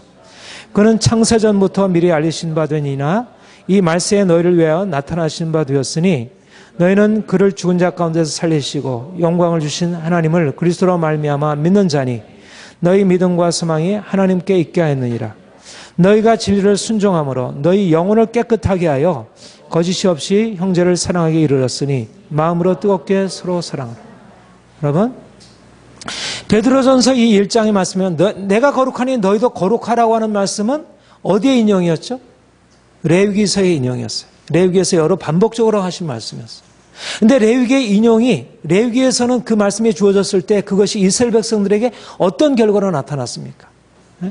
그들의 삶 가운데서 그들이 거룩함으로 살아가서 하나님을 기쁘시게 하고 하나님이 그들을 축복하시게 되었는가요? 그렇지 못했죠. 오히려 그들이 율법을 말씀을 거스려 행함으로 하나님의 요구가 그들에게 이루어지지 못한 것입니다. 그런데 내가 거룩하니 너희도 거룩하라 말씀하신 그 하나님께서 이제 예수 그리스도 피로 말미암아 이제를 우리를 건져내셔서 우리를 구속하시고 이제는 죽은 자 가운데 살리시고 영광을 주신 하나님은 그리스도 말미암아 믿음으로 보배로 끔없는 점없는 같은 그리스도의 보배로운 피로 우리가 조상의 망령된 행실에서 구속함을 받고 되고 이게 뭐라고 했냐면 너희가 진리를 순종함으로 너희 영혼을 깨끗하게 하여 우리의 영혼이 깨끗하게 되어서 이제는 우리의 육체가 깨끗게 되는 것이 아니라 내 새 영과 새 마음을 너희에게 주리니 새 영과 새 마음을 너희에게 주고 너희 영혼을 깨끗게 하여 근본적인 변화가 일어나게 되었다는 것입니다. 그러니까 옛 언약 아래서 이루어질 수 없었던 변화가 이제 새 언약 아래서 예수 그리스도 피로 말미암아 주어지고 새로운 변화가 나타나게 된 것. 그것은 바로 그리스도로 말미암아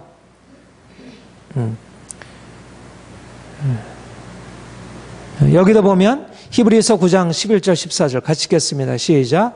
그리스도께서는 장래 좋은 일의 대제사장으로 오사 손으로 짓지 아니한 것 곧 이 창조에 속하지 아니한 더 크고 온전한 장막으로 말미암아 염소와 송아지의 피로 하지 아니하고 오직 자기의 피로 영원한 속죄를 이루사 단번에 성소에 들어가셨느니라. 염소와 성소의 피와 암소의 생활을 부정한 자에 뿌려 그 육체를 정결케 하여 거룩하게 하거든 하물며 영원하신 성령으로 말미암아 흠없는 자기를 하나님께 드린 그리스도의 피가 어찌 너희 양심을 죽은 행실에서 깨끗하게 하고 살아계신 하나님을 섬기게 하지 못하게 하네. 여기 보세요. 13절에 보면 염소와 황소의 피와 암송아지의 죄를 부정한 자에 뿌려 무엇을 정결케 하여 그 육체를 정결케 하여 거룩하게 하거든 영원하신 성령으로 말미암아 흠없는 자기를 하나님께 드린 그리스도의 피가 어찌 너희 무엇을 양심을 죽은 행실에서 깨끗하게 하고 살아계신 하나님을 섬기게 하지 못하겠느냐. 양심을 죽은 행실에서 영혼을 깨끗게 하고 육체를 깨끗게 하는 것이 아니라 영혼을 깨끗게 하고 양심을 깨끗게 하고, 그러니까 우리의 마음의 근본적인 변화가 일어날 수 있도록, 이것이 바로 새 언약의 중보이신 예수 그리스도, 우리를 위하여 피 흘리신 예수 그리스도를 통하여 우리에게 나타난 근본적인 변화라는 것입니다. 죄의 문제, 근본적인 죄의 문제가 여기서 해결되고 여기서 자유케 되어지면서 우리 안에 이제까지 불가능했던 하나님의 은총이 이제 주어지게 되는, 우리가 이것에 대해서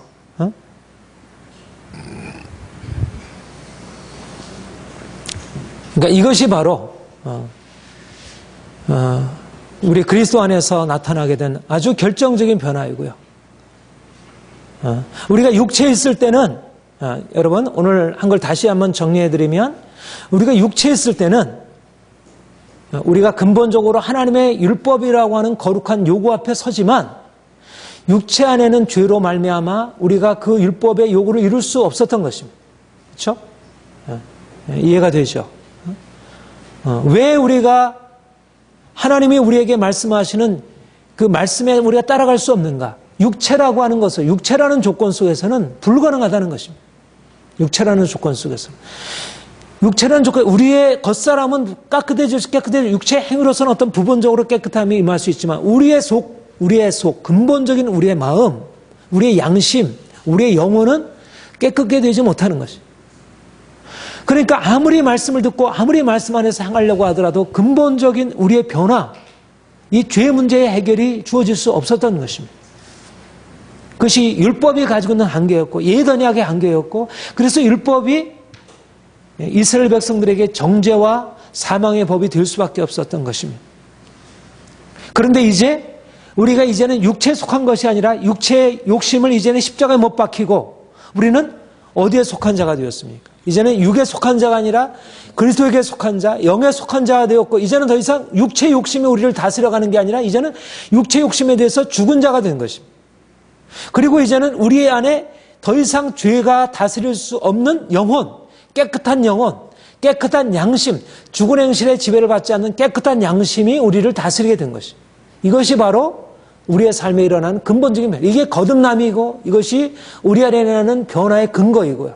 여기 안에 하나님의 놀라운 기적적인 역사가 일어난 것입니다. 그리고 이것이 우리의 인생을 이제는 거룩함이라고 하는 실체 앞에 서게 한 거예요. 이전에는 거룩함이라는 것을 어떤 그림자와 같은 것으로 섰다면, 이제는 거룩함의 실체, 그 거룩하신 하나님, 완벽한 하나님, 조금 더 흠 없이 하나님, 거룩하신 하나님 앞에 우리가 나가서 그분을 예배하고 섬길 수 있게 되었습니다. 오늘 사실은 여기까지는 육체의 긍정을 얘기하기 위한 서론에 해당되는 것입니다. 그러니까 오늘 두 가지 주제가 있습니다. 하나는 우리가 그리스도 안에서 우리가 거룩하게 된다는 것이 얼마나 이 율법적인 것과, 우리 앞서서도 얘기를 했지만 이것은 다시 반복해서 설명할 만한 아주 중요한 주제가 되고요. 여기에서 우리가 이제 거룩함에 대해서 어떻게 복음이 우리를 율법이 우리를 거룩하게 하고, 율법도 나름대로 거룩하게 했어요. 그렇죠? 제사제를 통해서 우리의 육체를 거룩하게 했어요. 그러나 복음이 가지고 있었던 근본적인 영혼의 깨끗함과 영혼을 씻어서 하나님 앞에 세우는 그 거룩함으로 변화되지 못했습니다. 그런데 이제 율법적인 거룩함에서 이제 복음적인 거룩함으로 우리가 바뀌게 되었습니다. 그런데 바로 이러한 율법적인 거룩함에서 복음적인 거룩함으로 우리가 변화가 되었을 때 어떤 변화가 일어나게 되냐면, 율법에서 속된 영역이 복음에서는 거룩한 것이 되는 것입니다. 율법에서 육체에 속한 것이 복음에서는 영적인 것이 됩니다. 그러니까 율법의 영역 속에서는 속된 것으로 알려졌던 것이 복음의 영역 안에서는 거룩한 것이 되었죠. 그리고 율법에서는 육체에 속한 것이라고 했던 것이 복음에서 영적인 것이 되었습니다. 율법을 지키는 유대인은 부정한 자가 되고, 오히려 율법을 범하는 유대인 이방인들이 거룩한 자가 됩니다. 이것이 그리스도께서 오심으로 일어난 일이에요. 중요한 것은 율법이 추구한 거룩함이 성속 이혼론을 가져왔습니다. 거룩한 것, 거룩한 날, 속된 날, 거룩한 곳, 속된 곳, 거룩한 사람, 속된 사람, 이런 거룩한 것과 속된 것의 이원론을 가져왔어요. 그런데 이제 복음이 들어와서 이 거룩한 것과 속된 것의 이원론을 깨뜨리게 되었습니다. 이 성속 이원론이 우리가 이제 예수 그리스도 안에서 진정한 영혼의 깨끗함과 우리의 양심의 거룩함을 경험하게 되면서 일어나는 변화가 뭐냐면 성속 이원론이 깨어지게 되는 것입니다. 그동안에 거룩한 것이라고 하는 것은 외적인 행위에 있었어요. 외적인 장소, 외적인 날들, 외적인 직분, 외적인 행위들에 존재했어요. 거룩함. 내가 거룩하게 되기 위해서는 어느 장소에 가야 돼요. 내가 거룩하게 되기 위해서는 어느 날을 지켜야 돼요. 내가 거룩하게 되기 위해서는 어떤 음식을 구별해서 먹어야 돼요. 이것이 거룩함의 의미였어요. 그런데 이제는 거룩함이라고 하는 것은 더 이상 그런 외적인 행위, 외적인 장소, 날들에게 제한되는 것이 아니라 우리의 영혼 안에 거룩함이 임하게 된 거예요. 우리 영혼이 거룩하게 된 거예요. 우리 영혼이 거룩하게 되어서 이제는 우리가 어떠한 날, 이전에는 속된 날이라고 생각하고 이제는 속된 장소라고 생각하고 이제는 속된 음식이라고 생각했던 것들이 이제는 우리가 거룩하기 때문에 내가 거룩하기 때문에 내 안에 영혼이 거룩하기 때문에 속된 것을 내가 만져도 내가 부정하게 되는 게 아니라 오히려 내가 거룩한 것으로 인해서 그 속된 것이 거룩하게 돼. 거꾸로. 전에는 내가 속된 것을 만지게 되면 내가 부정하게 돼. 내가 거룩한 백성이지만 내가 거룩한 사람이라 할때도 거룩한 장소에 있어야지 거룩한 사람이지 내가 거룩한 장소에 있지 못하면 거룩한 사람이 될 수 없어. 말하자면 우리는 외적인 행위에 의해서 거룩한 것과 속된 것을 구별하고 우리가 거룩한 것에 이르려면 어떤 특별한 장소, 특별한 날, 특별한 사람에 의해서 규정을 받아야 했어요. 그런데 이제 거룩함이라고 하는 것이 외적인 행위가 아니라 우리의 영혼, 우리 영적인 것에 있어서 거룩함이 일어나면서 이제는 우리가 이제까지 갖고 있었던 거룩한 것과 거룩하지 않은 것의 성과 속의 이원론적인 구분이 끼어지면서 이제는 근본적으로 다른 차원에서 전혀 다른 차원에서 하나님의 거룩함을 경험하고 살아갈 수 있게 된 것입니다. 거룩한 것은 우리입니다. 우리가 거룩한 거예요. 우리 안에 거룩함이 있는 거예요.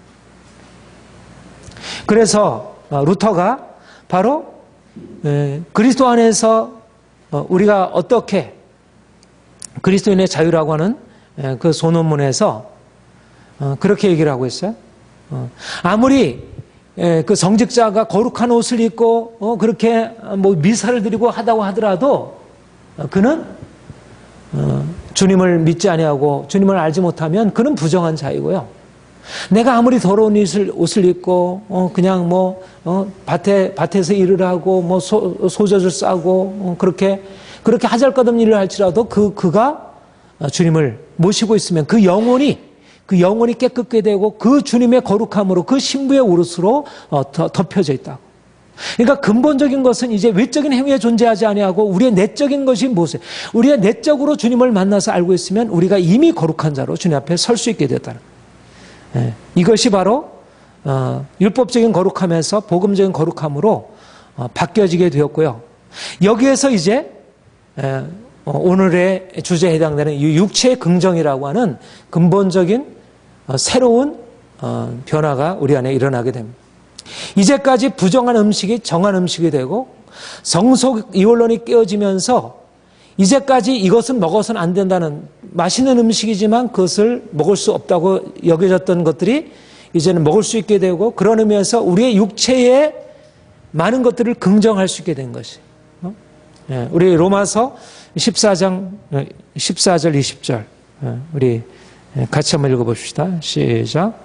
내가 주 안에서 알고 확신하노니 무엇인지 스스로 속된 것이 없으되 만한 속되기에는 그 사람에게는 속되니라. 20절 음식으로 말미암아 하나님의 사업을 무너지게 말라. 만물이 다 깨끗하되 거룩함으로 먹는 자에게는 악한 것이라. 무엇이 스스로 속된 것이 없으되 만물이 다 깨끗하되 이것이 원래부터 그렇지 않고요. 이게 무엇으로 말미암아 된 것이냐면 예수께서 우리를 위하여 십자가 지심으로 말미암아 만물을 더 이상 만물이 속되지 않다는 것을 이제 거룩함이 외적인 것에 있지 아니하고 우리의 영혼에 있고 우리의 믿음에 있다고 하는 사실을 주님께서 가져다 주신 것입니다. 그래서 근본적으로 이제 사람들이 알고 있었던 그런 외적인 깨끗함에서 진정한 거룩함으로 나아갈 수 있도록 그렇게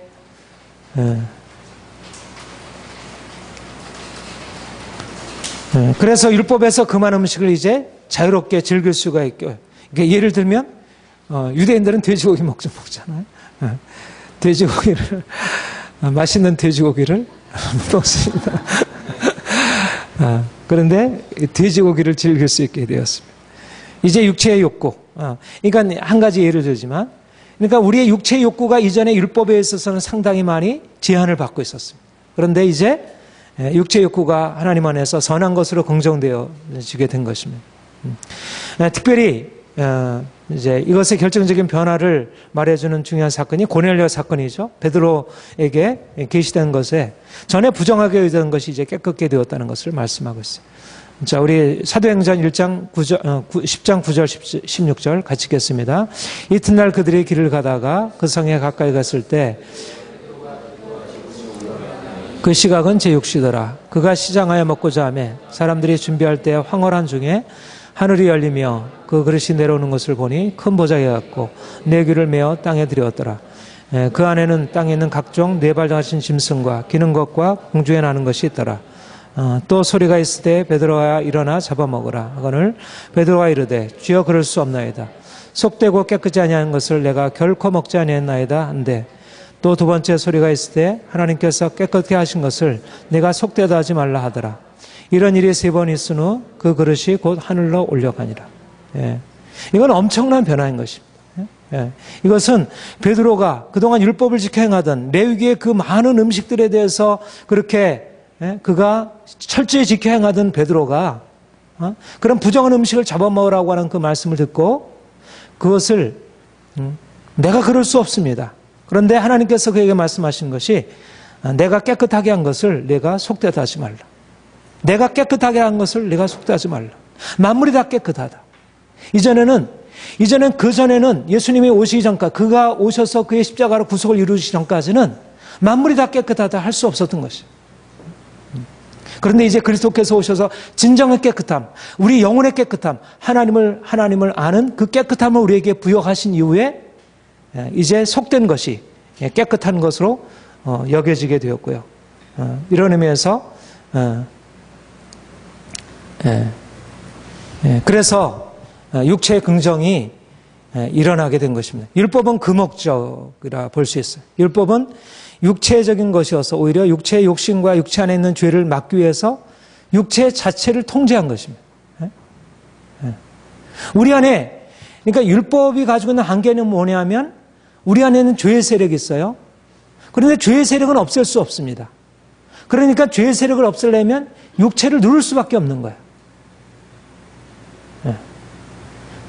육체를 누릴 수밖에 없는 거예요. 그런데 육체를 누르지만 죄의 세력은 사라지지 않는 것입니다. 이게 근본적인 한계, 율법으로. 여기에서 이중적인 한계가 드러나는데 하나는 두 가지 문제인데요. 율법에 가지고 있는 문제 하나는 부정해야 할 죄를 깨뜨리지 못한 것이고 다른 하나는 긍정해야 할 육체를 부정한 것입니다. 율법의 한계가 바로 이거야. 부정해야 할 죄를 율법은 사실은 사람들을 죄에서 건져내려고 한 것이었잖아요. 그런데 사람들을 죄에서 건져냈습니까? 건져내지 못했습니까? 건져내지 못했어요. 그리고 엄한 육체만은 부정한 거예요. 엄한 육체. 먹어야 될 거, 맛있는 거 먹어도 되는데 그건 하등에 부정한 것이 아닌데 먹지 말아야 되는 거예요. 이거 여기저기 장소에 가지 말아야 되는 거예요. 그게 사람을 부정하게 하는 것인데. 그러니까 율법은 죄는 깨뜨리지 못하고 오히려 긍정해야 할 육체는 온전하게 긍정하지 못하게 하는 것이 율법이었어요. 율법에서 먹지 말아야 하는 부정한 것들이 그 자체로 부정한 것이 아닌데 아직 육체 차원에서 그림자와 모형 안에 있는 이스라엘에게는 하나님이 거룩한 것을 이런 육체적인 것으로 구정함으로써 육체 욕구를 부정하게 했어요. 육체 욕구 자체를 부정하게 만들었어요. 그러니까 율법은 금욕적인 것입니다. 금욕적인 방식으로 죄의 문제를 통제해 보려고 한 것입니다. 이것은 당시 어쩔 수 없는 한계였던 거예요. 그 이상으로는 어떻게 할 수 없는 것이었어요. 그러니까 뭔가 좀 더 온전하게 거룩하게 살려면 좀 더 금욕적일 수밖에 없고 좀 더 육체 욕구를 그대로 받아주려면 율법을 깨뜨리게 되고 이게 딜레마예요. 그런데 이제 그리스도께서 오셔서 구속을 이루시면서 이제 만물이 깨끗하다라고 하는 새로운 평가를 주신 것입니다. 그런데 이것과 아까와는 달리 그래서 십자가는 육체 욕심을 죽이는 일을 하고요. 동시에 육체 욕구를 금욕적인 율법에서 해방하는 것입니다. 이 두 가지 일을 한 것이에요. 하나는 육체의 잘못된 욕심을 죽인 것입니다. 근본적으로 죄를 깨뜨린 것이에요. 죄가 사라진 것이에요. 그리고 이제는 뭘 살려주냐면 육체의 욕구를 살려주는 거예요. 건강한 의미의 욕구를. 이제 육체는 죄에서 자유케 되면서 동시에 금욕적인 율법에서 자유케 돼요. 여러분, 아까 여러분들에게 말씀드렸죠. 우리가 율법 아래 있을 때는 죄에서 자유하지 못했어요. 근데 복음으로 말미암아 우리가 죄에서 벗어나고 우리가 청결함으로 하나님을 우리의 영혼이 바뀌어진 것입니다. 우리의 영혼이 자유케 된 거예요. 그러니까 이제는 더 이상 영혼이 자유케 되니까 육체적인 금욕적인 방법을 가지고 무엇을 더 이상 그 실패했던 것을 할 필요가 없는 거예요. 금욕적인 것은 더 이상 필요 없게 된 거예요. 이제는 이미 자유케 되었으니까. 그러니까 이제는 이전에 먹지 말라고 금했던 것을 먹어도 되는 것입니다. 그것이 죄가 아닌 한은. 우리가 이제는 그리스도 안에서 그러니까 두 가지 문제가 해결된 거예요. 하나는 우리의 근본적인 이 죄의 문제가 해결되면서 죄에서부터 자유케 되면서 동시에 금욕적인 율법에서 자유케 되고 우리의 육체의 욕구를 긍정하게 된 것입니다. 예. 여기 보면 육체의 욕구를 그리스도가 오셔서 죄의 거처가 되는 육체를 죽이고 육체의 욕심을 깨뜨리고 육체 자체는 긍정하게 된 것입니다.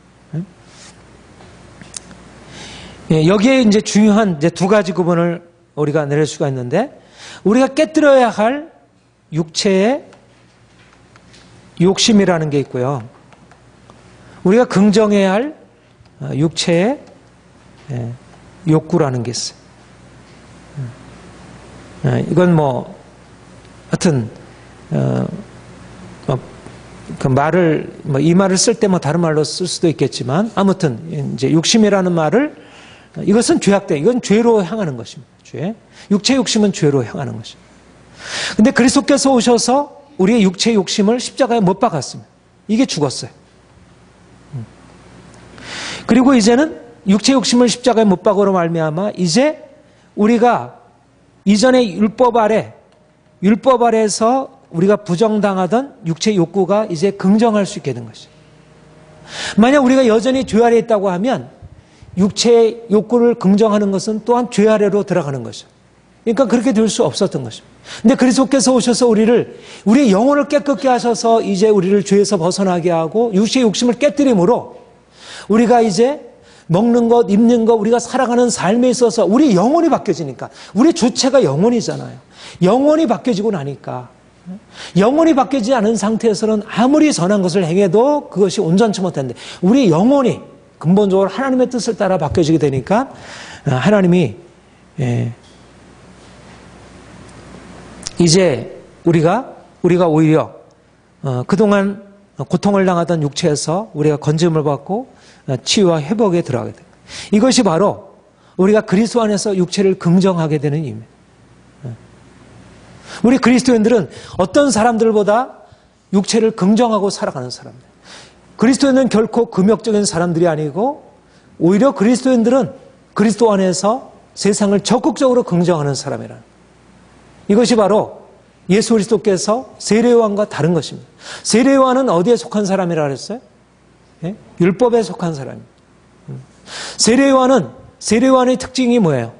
광야에 들어가서 낙태 털옷을 입고 늘 금식을 하면서 회개하라 천국이 가까이니라 도끼가 마른 나무 뿌리에 놓여있다 너희가 회개하지 아니하면 심판을 받게 된다. 무서운 율법의 심판을 얘기하잖아요. 본인 자신도 금욕적으로 실천하면서 물론 그것들은 나름대로 하나님 앞에서 진지하게 하나님의 그 두려움을 알고 그가 살려고 하는 것이었죠. 그러나 근본적으로 그렇게 율법적인 실천이 그를 완전히 죄로부터 자유케 하지 못하는 거예요. 온전하게. 그래서 진정한 기쁨과 자유함이 없는 것입니다. 죄로부터 자유하다면 온전한 기쁨과 자유함이 있겠지. 그런데 그리스도께서는 오셔서 오히려 죄인들에게 회개하라 천국이 가까우니라 말씀하실 뿐만 아니라 이제 너희에게 너희를 하나님이 사랑하셔서 이제 수고하고 무거운 짐지나 다 내게로 내가 너희를 쉬게 하리라. 이제 하나님께서 너희를 사랑하신다. 그러면서 그들과 함께 먹고 마시고 즐거워하고, 그래서 그가 별명을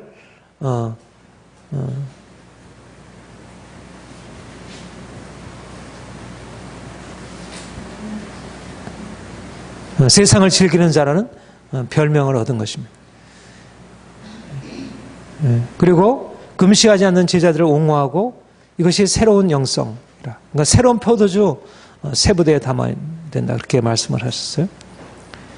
예수님 안에서는 기쁨이 있고 회복과 긍정이 있는 것입니다. 그러니까 중요한 것은 뭐냐면, 예수님이 오셔서 바로 사람들을 왜 금욕적으로, 문제는 아까 얘기한 대로 죄의 문제입니다. 죄에서 벗어나야 되는 거예요. 죄. 그래서 죄에서 벗어나려고 하면 날마다 죄를 붙들고 씨름하고, 또 회개하고, 또 죄를 지키지 않기 위해서 날마다 금식하고, 이렇게 하지 않을 수 없는 거예요. 그러니까 금욕적인 실천은 우리가 거룩함을 위해서, 율법 아래서는 거룩함을 위해서는 반드시 필요하고 중요한 것입니다. 그런데 이제 예수께서 오셔서 하신 일은 그런 금욕적인 실천으로서 거룩함이 이루어가는 게 아니라, 이제 단번에 그가 우리를 위해 십자가에 죽으시고 우리가 그의 피로 말미암아 구속함을 받아서 이제 우리의 영혼이 깨끗하게 되어 우리가 자유롭게 하나님을 섬기고, 우리가 이제는 하나님이 주신 것을 먹고 마시고 즐거워하고 하나님이 주신 모든 세상을 긍정하고 살아갈 수 있도록, 이제 모든 것이 깨끗하니 하나님 앞에 감사함으로 섬길 수 있도록 그게 되었다는 거예요. 우리가 이제까지 죄 아래 놓여 있고, 죄 아래에 있을 때 율법 아래에서 어떻게 하면 여기서 벗어날까 씨름하던 것에서 벗어나게 되니까, 이제는 모든 것이 하나님께서 만드신 귀한 것들이 다 복되는 것이고 우리를 위한 것으로 그렇게 받아지게 된 것입니다. 이것이 바로 복음적인 영성이다. 우리가 율법 아래 있을 때 경험하지 못했던 세상에 대한 온전한 긍정. 세상 사람들은 세상을 긍정하고, 세상의 육체 욕구를 긍정한다는 면은 긍정적이지만, 그들의 육체 욕구를 긍정하는 것은 죄악된 욕심으로 빠지게 되고 결국은 심판에 이르게 되는, 하나님의 진노 아래에 놓이게 되는, 이것이 이방인의 행실들이죠. 율법이 없는 이방인들이 나아가는 길에 육체 욕심을 따라서 죄악 가운데, 그래서 심판 아래에 이르게 되는. 그래서 유대인들은 그 심판을 벗어나기 위해서 육체 욕심을 깨뜨리고 어떻게든지 선한 행실을 통하여 하나님의 말씀을 따라 어떻게든지 살려고 해봤지만, 그러나 거기에서 이르지 못하고,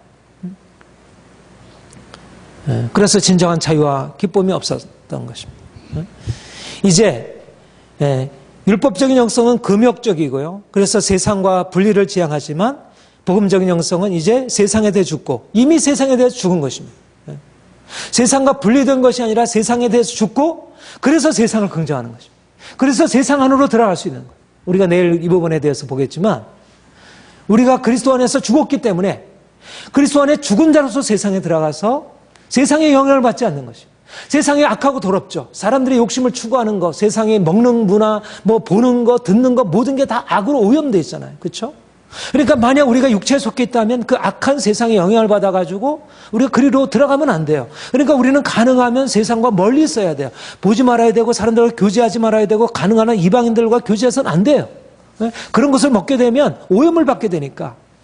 그런데 우리는 이제 이방인들과 교제해도 되고, 음식을 먹어도 되고, 이러저러한 것에 영향을 받아도 그것이 영향이 되지 못한다. 왜냐하면 우리의 영혼을 개할 수 없으니까. 이제 우리 영혼 안에는 빛이 있으니까 빛을 어둠이 대적할 수 없다는 것입니다. 우리 안에. 우리가 거룩하게 되기 위해서 가능한 세상과 떨어진 삶을 살아가는 게 아니라 오히려 세상 안에 들어가도 세상의 영향을 받는 것입니다. 이것이 바로 하나님이 우리에게 허락하신, 그러니까 이제는 우리는 소극적으로, 율법 아래 있는 것은 소극적인 인생이잖아요. 뭔가 세상으로부터 멀리 떨어져야 돼요. 그렇죠? 본인 자신도 힘들고 다른 사람들에게도 부담을 주는 인생입니다. 그런데 예수님이 그러니까 세례요한과 예수님이 얼마나 달라요. 그렇죠? 둘 다 하나님의 사람들이지만 세례요한은 부담스럽잖아요. 그렇죠? 근데 예수님은 가까운 것입니다. 삶 전체가 긍정이 되는 거예요. 이게 복음의 영성이라는 거죠. 우리가 예수로 말미암아 진정한 거룩함을 경험하게 되고, 그렇게 된다면 우리가 이제 세상 안에 들어가서 세상 사람들이 추구하는 것보다 더 놀라운 그런 인생을 살아갈 수 있게 되는 거예요. 율법적인 종교성은 거룩함을 추구하지만 실제로 거룩함으로 변화되지 못하고 오히려 죄의 욕심을 부정하기 위해서 육체의 욕구 자체를 통제하려고, 육체 자체를 자꾸 부정하려고 해요. 그런데 그리스도의 거룩함은 육체의 긍정으로 열매를 맺게 돼요. 그러니까 복음적인 거룩함인가 아니면 율법적인 거룩함인가를 판단해 줄 수 있는 가장 중요한 판단은 육체의 긍정이 있는가 하는 것입니다. 진정한 육체의 긍정이 있는가. 그런데 뭔가 육체의 욕구 자체를 부정하고 세상과 분리하게 되는 것은 진정한 복음적인 영성이라 할 수 없는 것입니다. 그리스도는 율법적이고 금욕적인 추구에서 거룩함을 찾으려고 하지 않고 그리스도의 은혜 안에서 거룩하게 되므로 금욕적인 통제에서 벗어나서 주님이 주신 육체의 아름다움과 행복을 누리고 이를 통해서 하나님과 이웃을 섬길 수 있게 됩니다. 이것이 하나님이 우리에게 행하신 일이에요. 이게 기적적인 일입니다. 그러니까 여러분, 종교개혁, 여러분, 캐톨릭은 굉장히 금욕적이잖아요. 그렇죠? 수도사들. 근데 개신교, 종교개혁이 일어난 이후에 자본주의가 발달하고요. 그리고 세상 문화가 그렇게 크게 긍정이 된 거예요. 엄청난, 그러니까 종교개혁은 굉장히 하나님 오직 믿음으로, 이 세상이 아니다. 오직 믿음이다. 이성이 아니다. 오직 믿음이라고 얘기를 했어요. 철저하게 부정할 것을 얘기를 했어요. 그런데 오히려 종교개혁적인 영성을 간 나라들이, 종교개혁적 영성에 간 나라들이 오직 세상을 더 긍정하고 세상을 하나님이 주신 것으로 누릴 수 있게 되었다는 거예요. 왜 그렇냐 하면 바로 그리스도의 거룩함으로, 진정한 거룩함으로, 율법적인 그런 영성의 인간적인 추구가 아니고 하나님이 주시는, 내가 추구해서 얻은 거룩함이 아니라 하나님이 우리에게 주신, 값없이 주신 은혜의 선물로 하니까 그렇게 우리의 육체를 누르면서 하지 않아도 되고요. 또 실제적으로 변화가 일어나게 되고. 그러니까 너무 아름다운 거예요. 아름다웠고. 금욕주의적인 신앙과 진정한 자유. 우리 마지막 결론적으로 말씀을 드리겠습니다. 우리가 이제 금욕주의적인 신앙, 우리 안에 상당히 많은 부분, 금욕주의적인 것이, 우리 어제도 율법적인 종교성에 대해서 얘기를 했지만, 율법적인 종교성과 같이 붙어 있는 것이요, 금욕주의적인 그런 종교성이고, 우리의 삶이 자유롭지 못하고, 세상에 능력도 없고요.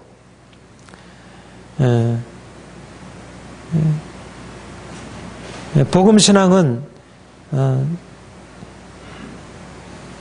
세속적인 욕심의 추구에서 조적적인 종교적인 도덕성과 율법성의 추구로의 전환이 아닙니다. 이 두 가지가 다 육체에 속한 것이. 세속적인 욕심의 추구도 육체에 속한 것이고 종교적인 도덕성이나 율법성의 추구도 육체에 속한 것이. 겉으로 보기에는 하나는 거룩한 것 같아 보이고 영적인 것 같아 보이지만 다 육체에 속한 것입니다. 금욕주의는 육체 행위예요. 금욕주의는 변화를 주지 못해. 금욕을 실천하는 의지, 내가 스스로 나의 욕구를 통제하는 것, 유교도 금욕적이고요, 불교도 금욕적이고 세상의 철학들도 다 금욕적입니다. 이성적으로 자신의 욕구를 통제하는 것이에요. 그것은 나름대로 그 가치가 있어요. 그것이 완전히 다 잘못됐다는 것은 아니에요. 나름대로 그 가치가 있습니다. 이성으로 우리 어떤 도덕적인 의지를 가지고 자신을 통제하는 것은 나름대로 가치가 있습니다. 그러나 그것은 어디까지나 육체에 속한 것입니다. 아까도 말씀드렸지만 육체에 속한 의지는 육체 안에 있는 죄를 정복할 수 없는 것입니다. 근본적으로 육체에 속한 죄를 의지가 다스릴 수 없는 거예요. 그래서 금욕주의는 이루게 되면 자기위에 빠지게 되고 결국은 절망의 탄식에 이르게 됩니다. 많은 진지한 그리스도인들이 성화를 추구하고 이 성화의 추구를 금욕적인 것으로 이해하고 육체의 욕구를 부정하는 것이 곧 거룩함을 이루기 위한 길로 여겨요. 세속적인 사람들은 뭐 그렇지 않지만 좀 더 주님을 추구하는 많은 청교도들이 그랬고요. 그리고 오늘날도 정말 주님 앞에서 거룩하게 살려고 하는 사람, 좀 더 기도하고 말씀 아래 살라고 하는 많은 사람들이 뭔가 금욕적인 방식으로 하나님을 추구하려고 하는 것이. 그러면 외양은 있는 거예요. 경건의 모양은 있고요. 어느 정도의 어떤 변화는 있습니다. 그러나 늘 긴장되고 늘 힘들고 그렇다고 해서 늘 마음에 답답하고 마음에 가책이 되고 항상 긴장해야 되고 영혼을 거스려 싸우는 육체의 종용을 지혜라고 하는 것을 마치 의지적인 결단을 통해서 육체의 욕구를 지혜하는 것으로 그렇게 금욕적인 것으로 이해를 중요한 것은 율법을 이루려는 치열한 삶이 아니라 그리스도와 연합하여 새로운 영과 새로운 마음을 받아 이전에 할 수 없는 거룩함을 이뤄가는 것입니다. 율법의 추구가 아니라 성화의 은혜입니다. 전적으로 주님께서 우리를 위해서 행하신 것이고 율법을 이루려고 하지만 여전히 육체의 욕심과 죄의 집에서 벗어나지 못하여 절망과 탄식 가운데 사는 것이 아니라 그의 은혜로 육체의 욕심을 갖고 죄에서 자유케 되어 거룩한 삶을 사는 거예요. 그러니까 금욕과 우리가 주님 안에서 육체가 죽임을 당하고 그리고 주님 안에서 우리가 거룩한 삶으로 살아가는 것은 옛사람을 벗어버리고 거룩한 삶으로 살아가는 것은 전혀 다른 종입니다. 하나는 육에 속한 것이고 하나는 그리스도 안에서 주어지는 값없는 은혜이고 이제는 우리가 영에 속해 있기에 거룩하고 거룩하기에 이제는 육체를 긍정하는 것입니다. 거룩하다고 하는 전제 때문에 육체를 긍정하는 것입니다. 만약 우리가 거룩하지 못한다면 가능하면 죄악된 것에서 멀리 있어야 돼요. 그렇죠? 가능하면 그 자체를 인정할 수 없습니다. 조금만 가까이 하면 우리가 오염되니까 가능하면 거기서 멀리 있어야지. 그런데 이제는 이미 우리가 거룩하기 때문에 육체를 긍정할 수 있게 된 것이고 우리에게 육체는 이제 단지 주게 할 욕심의 장소가 아니라 우리에게 주신 새로운 생명을 드러낼 장소가 되었습니다. 율법적인 거룩함의 추구는 목표가 옳은 것 같아도 잘못된 방법에 속한 것이고요. 금욕이 아니라 은혜여야 하고 금욕이 아니라 육체의 긍정이어야 합니다. 이게 같이 간다는 거예요. 금욕이 아니라 내가 내 욕구를 내 절제하고 억제하는 게 아니라 주께서 오셔서 나를 주님의 능력으로 나를 죽이시고 나를 다시 살리시도록 해야 하고 그러게 될 때는 내가 금욕적으로 내 육체의 욕구를 제한하고 절제하는 것이 아니라 이제는 오히려 하나님이 주신 것을 보다 온전하게 긍정하고 감사함으로 누리고 살아갈 수 있게 되는 것. 세상적인 종교와 그리스도의 거룩함이 다른 것은 바로 이러한 장소에서 그렇습니다. 육체의 건강한 긍정, 이것은 바로 영의 열매인 것입니다. 영적인 사람은 육체를 긍정하는 사람. 육체를 잘못 부정하고 이 세상에 대해서 거리를 두고 육체에 대해서 그렇게 관심이 없이 살아가는 것이 영적인 것이 아니고 오히려 진정한 영성, 진정으로 주님 안에서 주님을 경험하고 살아가는 영성은 오히려 온전하게 세상을 긍정하고 육체를 긍정하고 살아가는 거예요. 그러니까 영적으로 이 사람이 정말 하나님을 알고 하나님을 경험하고 예수 그리스도 안에서 살고 있는가, 그가 정말 영적으로 성숙한가 아닌가를 보여주는 표지가 뭐냐면 육체를 긍정하는가. 영의 열매는 다 육체의 긍정에 바탕을 둔 것입니다. 기쁨과 희락과 사랑과 절제와 이런 모든 것들은 육체의 긍정이라는 것을 바탕을 두고 한 것이지 육체를 부정하고서 이런 것이 나타날 수가 없습니다. 그러니까 인격적일 뿐만 아니라, 그러니까 우리가 영적인 열매는 단지 인격적일 뿐만 아니라 그것은 아주 육체적인, 현실적으로 선한 열매를 가져오게 되는 거죠. 그러니까는 예수를 믿는 사람들이 믿음으로 말미암아 일어난 그 변화가 삶의 모든 것에서 믿지 않는 사람들도 볼 때도 야, 이건 너무 아름다워, 너무 좋아, 이렇게 보여지는 거예요. 우리가 유기적이잖아요. 그렇죠? 유기적인 것입니다. 우리 영혼이 변화되게 되면 육체도 변화되고요. 우리가 영혼이 변화되게 되면 우리가 영적으로 주님 앞에 서게 되면 하나님이 지으신 세상을, 하나님이 주신 선한 것들에 대해서 긍정하고 감사하고, 그러니까 구별할 수 있는 것이죠. 아기가 목욕물이 더럽다고 아기까지 함께 버려서 안 되잖아요. 세상이 더럽지만, 육체 안에 많은 더러운 것이 죄악이 거하고 있지만, 오늘날 이 문화 안에 너무나 죄악된 것이 많이 거하고 있지만 그 안에 있는 아름다운 가치들이 부정되어서는 안 되는 것입니다. 그런데 이것이 어떻게 가능하게 돼요? 우리가 이것을 어떻게 거기서 갈라낼 수 있겠어요?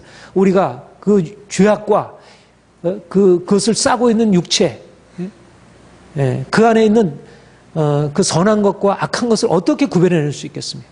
그것이 바로 우리가 주님과 함께 죽고, 우리가 육체에 대해서 죽고, 우리가 영으로 다시 살아갈 때 예수 안에서 그런 분리가 일어나게 되고, 그래서 그리스도인들은 세상 사람들보다 인간적으로, 육체적으로도 더 행복한 자들이고 더 긍정적인 사람들이라 그렇게 말할 수 있습니다. 그리스도인들은 그래서 두 가지 내적으로 영혼이 깨끗하고 뭔가 인격적으로 분명히 달라진 그 증거가 있고요. 그런데도 금욕적으로 살아가지 않는 것입니다. 그런 어떤 그 수양을 이루려면 얼마나 많은 어떤 깨어짐이 필요한데도 그 깨어짐이 육체를 부정하게 하지 않고 오히려 육체를 더 온전하게 긍정하게 하는. 그러니까 믿음으로 살아가는, 예수를 믿음으로 말미암아 변화된 사람들은 모든 면에서 영적으로 육적으로 온전함을 이루어서, 그러니까 정말 거룩하고 흠이 없다고 하는 것이 전인적으로 그러한 것입니다. 전인적으로 정말 흠 없는,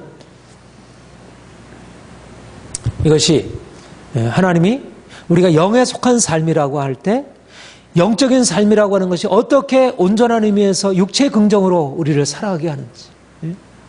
오히려 육체를 긍정하고 사는 사람은 결국 율법 아래 매이고 결국 악한 삶 가운데서 고통스러운 그런 결과를 맞는다면, 이제 우리가 주님 안에서 우리가 주님과 함께 죽고 새로운 삶을 살게 될 때 우리 삶 전체가 긍정된다는 것, 이것이 주님이 우리 안에 행하신 일이고요. 또 앞으로 계속해서 행하실 일입니다.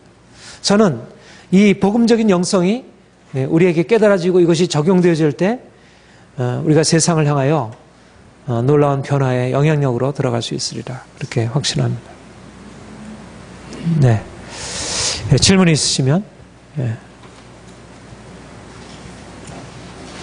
네, 담대하게 오늘은 질문하세요. 두 가지가 있는데요. 첫 번째는 아까 전에 그 율법에서 성속 이원론으로 율법에서는 그 성스러운 것과 속된 것을 구분했다고 했는데 예수님이 오심을 통해서 그게 없어졌다고 했잖아요. 근데 지금 뭐 보면 제가 생각하기에 분명 예수님도 그러니까 육체적인 것, 영적인 것 이렇게 나누듯이 뭐 이렇게 그러니까 죄는 분명 잘못된 것 그리고 뭐 다른 이게 잘된 것 그렇게 구분하죠. 그런 것과 율법에서 말하는 그 성속 이원론과 그러니까 성속 이원론이 깨어졌다는 얘기는 거룩한 것과 속된 것의 구분이 없어졌다는, 그냥 없어지고 거룩한 것과 속된 것이 똑같다는 의미를 말하는 게 아니고, 율법에서 말하던 그런 성속 이원론이 깨어지고 진정한 의미에서 거룩한 것과 속된 것이 일어났죠. 그러니까 과거에 알고 있었던 성과 속의 개념은 이제 깨어진 거예요.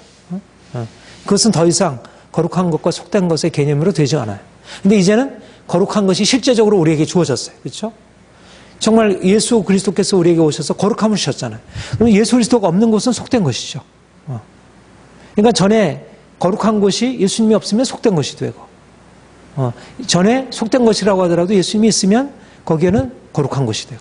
그러니까 성속 이원론이 깨어졌다는 얘기는 이제 모든 것이 다 성스러운 것이 되었다는 얘기가 아니고, 그 전에 성스러운 것과 속된 것의 구분이 깨어지고, 이제는 이전에 속된 것의 영역이 거룩한 영역 안으로 들어올 수 있도록 그런 새로운 길이 열렸다는 의미로 받아들여야 하죠.